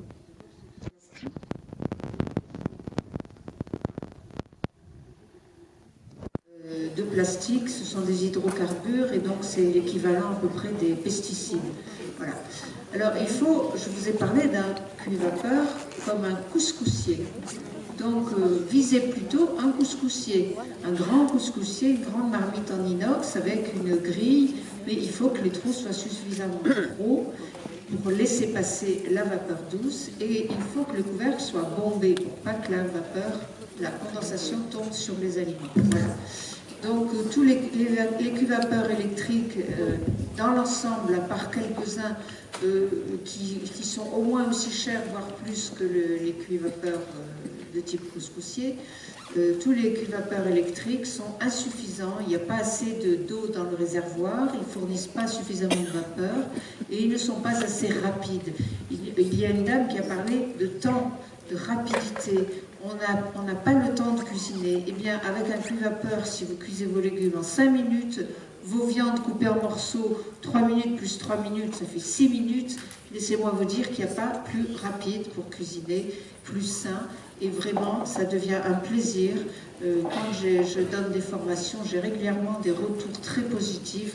Vous avez transfiguré ma façon de cuisiner. Je suis heureuse dans ma cuisine.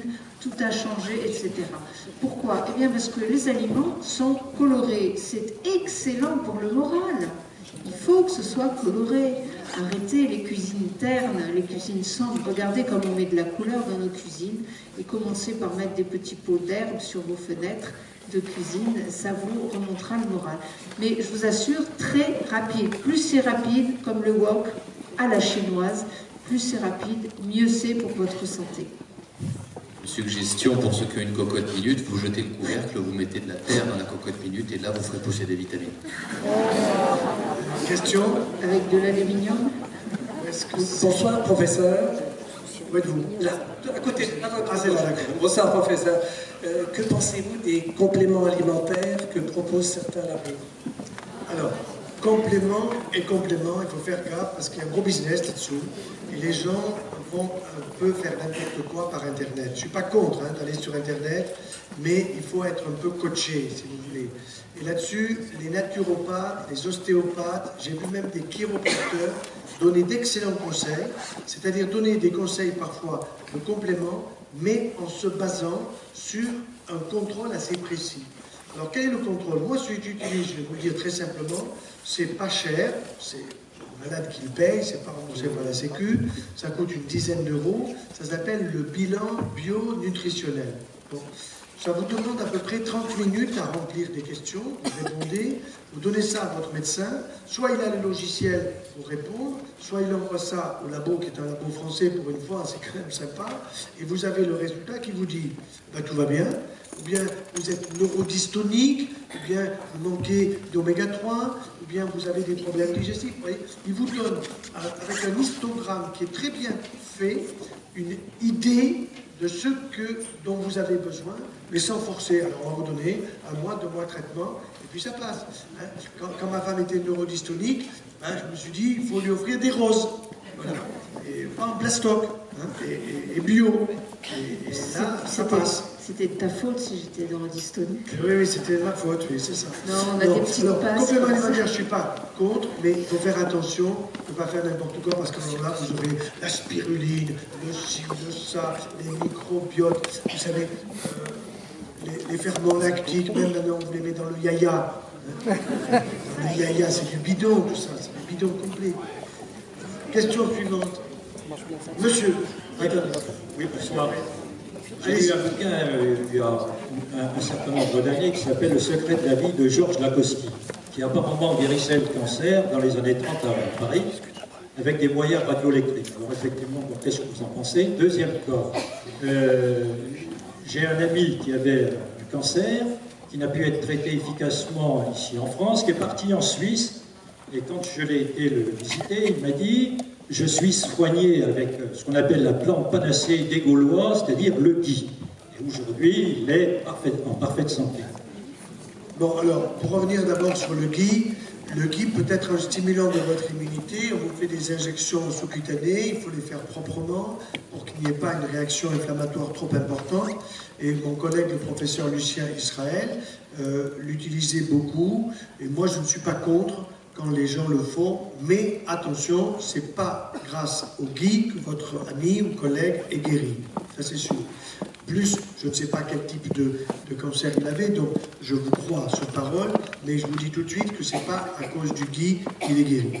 Alors ensuite, concernant le problème des méthodes électromagnétiques ou des méthodes de radiothérapie, il faut faire un petit peu attention à tout ça, parce que si dans les années 30, certains vous disent qu'on guérissait du cancer, on est plus de 80 ans plus tard, on ne devrait pas en avoir dans les centres anticancéreux, ça se saurait.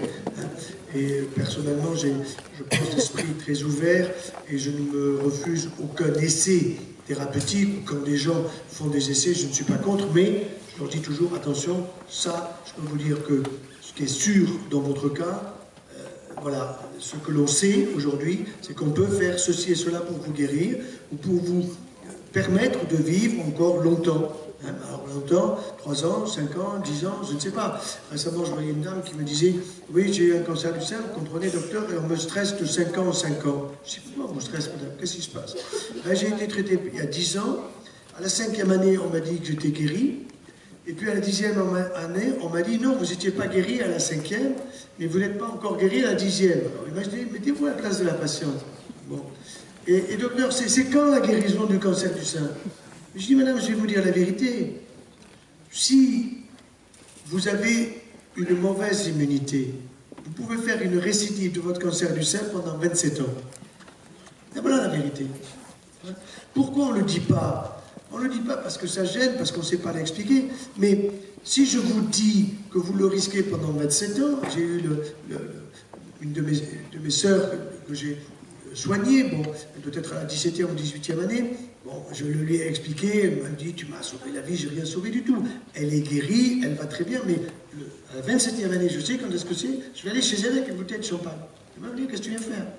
Et je vais lui dire, écoute, je te félicite parce que tu as vraiment suivi les conseils que je t'ai donnés, tu as fait attention à ton alimentation, tu as fait du sport, tu as été positive, etc. On n'est pas là pour inquiéter les gens, on est là pour dire une vérité qui les aide à grandir, qui les aide à mieux supporter des traitements qui sont lourds, parce que c'est pas facile quand vous recevez ces diagnostics-là en pleine tête. Alors, monsieur? Oui. Allez-y, bonjour. Donc vous avez déjà un petit peu parlé du sujet avec les compléments de vitamine C. Oui. Donc, ces dernières années, il y a eu plusieurs publications scientifiques qui ont suscité un petit peu le débat par rapport au rôle des antioxydants, leur lien avec le cancer. Oui. Donc j'aimerais bien avoir... On va, très simple, on s'est rendu compte en faisant des études très précises chez des gens qui avaient des risques de cancer du poumon, qui étaient donc des fumeurs, hein, et que ceux qui prenaient le maximum d'antioxydants en complément faisaient plus de cancer du poumon que ceux qui avaient le même tabagisme, hein, c'était comparatif, et qui prenaient moins d'antioxydants. Donc, pourquoi? Ça veut dire que l'antioxydation, quand elle est trop forte, peut devenir oxydation. Vous voyez? Et ça, c'est un sujet important. Alors, récemment, et ça va vous arriver, ça, il vous faut faire attention. On va vous dire, par exemple, de faire des prises de vitamine C énormes par voie veineuse, 25, 30 grammes, disons 1 gramme par heure, 24 heures, 24 grammes, et vous allez guérir de votre cancer du pancréas, de ci, de ça. Bon, j'ai vu des cas où ça n'a pas vraiment marché. Par contre, ça peut marcher dans certaines infections. J'ai vu une jeune femme tuberculeuse dans un stade assez avancé qui incontestablement a été positive. Pourquoi? Parce que la vitamine C donnée à une dose énorme finit par, en arrivant au niveau de la cellule, par créer une formation d'une molécule qu'on appelle l'eau oxygénée qui tue la cellule qui est infectée, qui tue la cellule qui est éventuellement cancéreuse. Mais il y a eu des études assez nombreuses aux États-Unis, un peu partout, et des preuves, nous n'en avons pas suffisamment. Moi, je voudrais insister sur le problème du gras, parce que c'est un sujet essentiel et qu'il y a beaucoup d'erreurs dans le fonctionnement du gras. Qu'est-ce qui est bon comme gras et qu'est-ce qui n'est pas bon comme gras? Alors, Jean, je sais que tu es très spécialisé là-dedans. Apprends-moi des choses, s'il te plaît. Alors déjà, je vais finir de répondre à la question qui vient d'être posée à propos des antioxydants. Est-ce que les antioxydants, c'est bon? Est-ce que c'est mauvais? La réponse, elle se situe quand vous faites les courses. Si vous achetez les antioxydants sous forme de fruits, de légumes, etc., vous allez les avoir à des doses où il est démontré depuis 2-3 ans, notamment par les travaux d'une équipe belge, qu'à ce dosage-là, Ils ont un rôle positif pour notre santé, mais à ce dosage-là, ils ne peuvent pas, biochimiquement, être antioxydants. Non, ils ont un rôle pro-oxydant.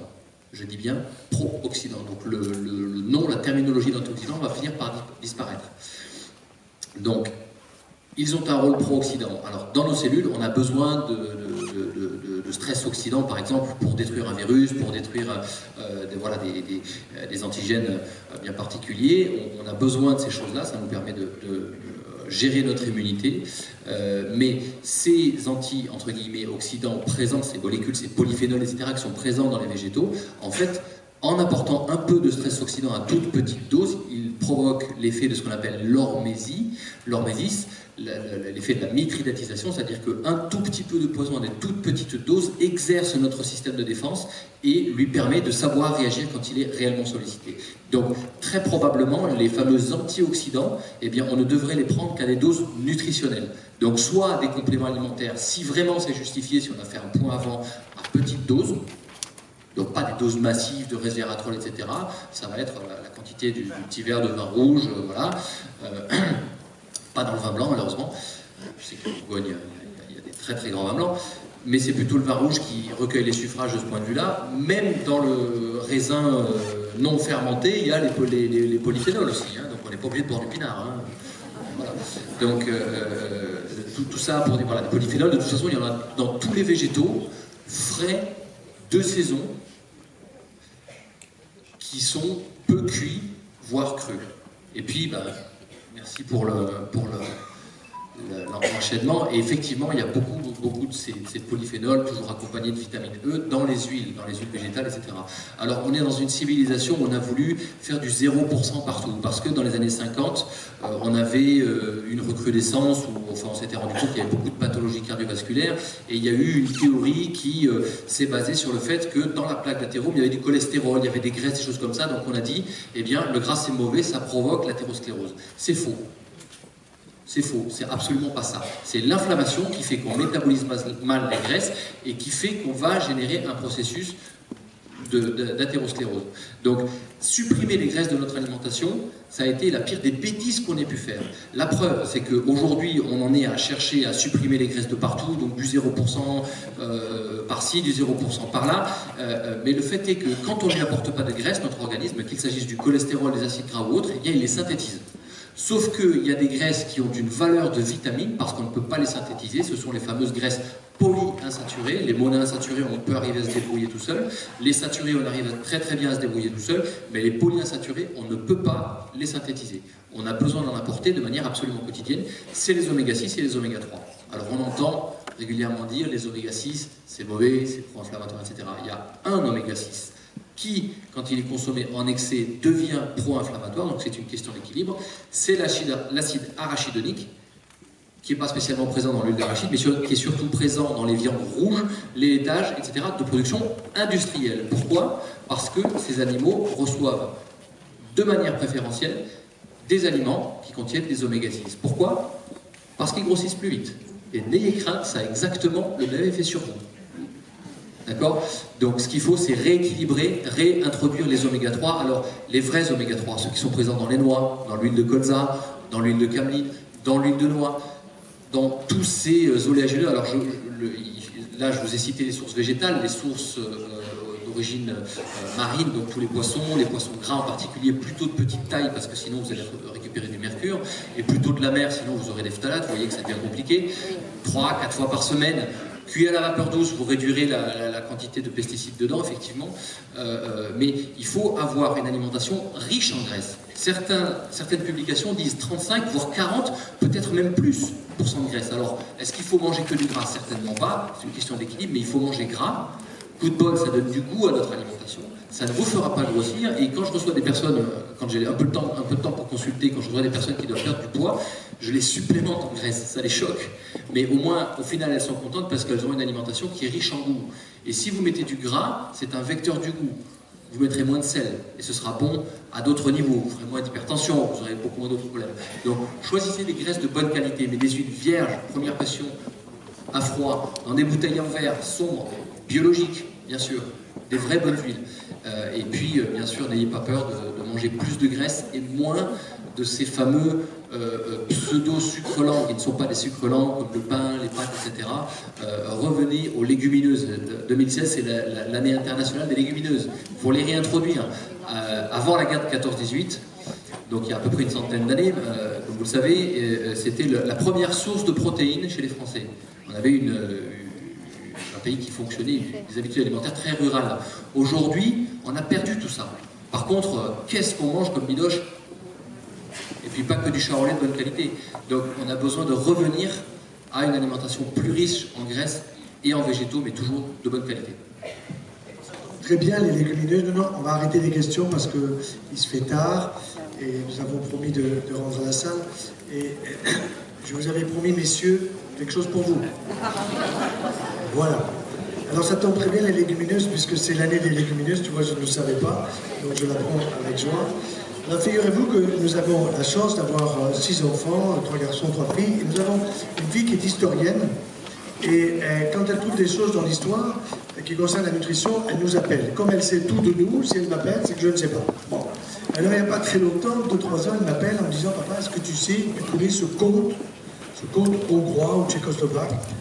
Moi je pensais à un conte de Perrault, un conte d'Andersen, un truc comme ça. Non, elle me dit le mari de la comtesse. Genre, et alors? Elle me dit, papa, figure-toi que le mari de la comtesse, il a honoré sa comtesse 7 fois en une seule nuit. Vous vous rendez compte? Alors évidemment, question, j'ai dit, mais comment il a fait le gars? Papa, il prenait des pois chiches al dente. Alors je suis allé voir mon épouse, j'ai dit, bon, je passe le pois chiche à la maison. Et alors on a réfléchi tous les deux, pourquoi?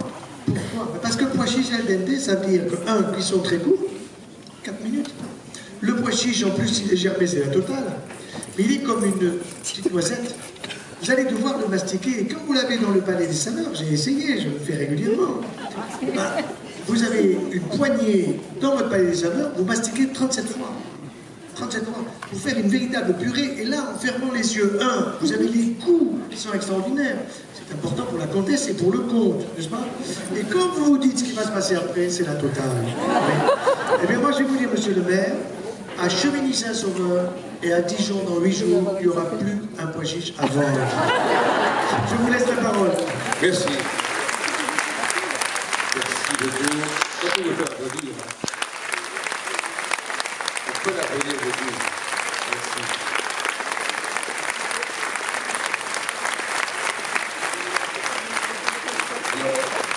On attendait le professeur Joyeux, bien sûr, mais on n'entendait pas toute la famille.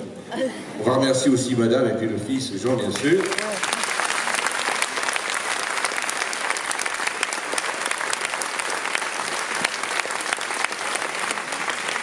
Je crois qu'on a remarqué l'intelligence de ces professeurs, qui savent aussi être comiques, hein, très spécialistes, mais qui ne prennent pas la tête non plus.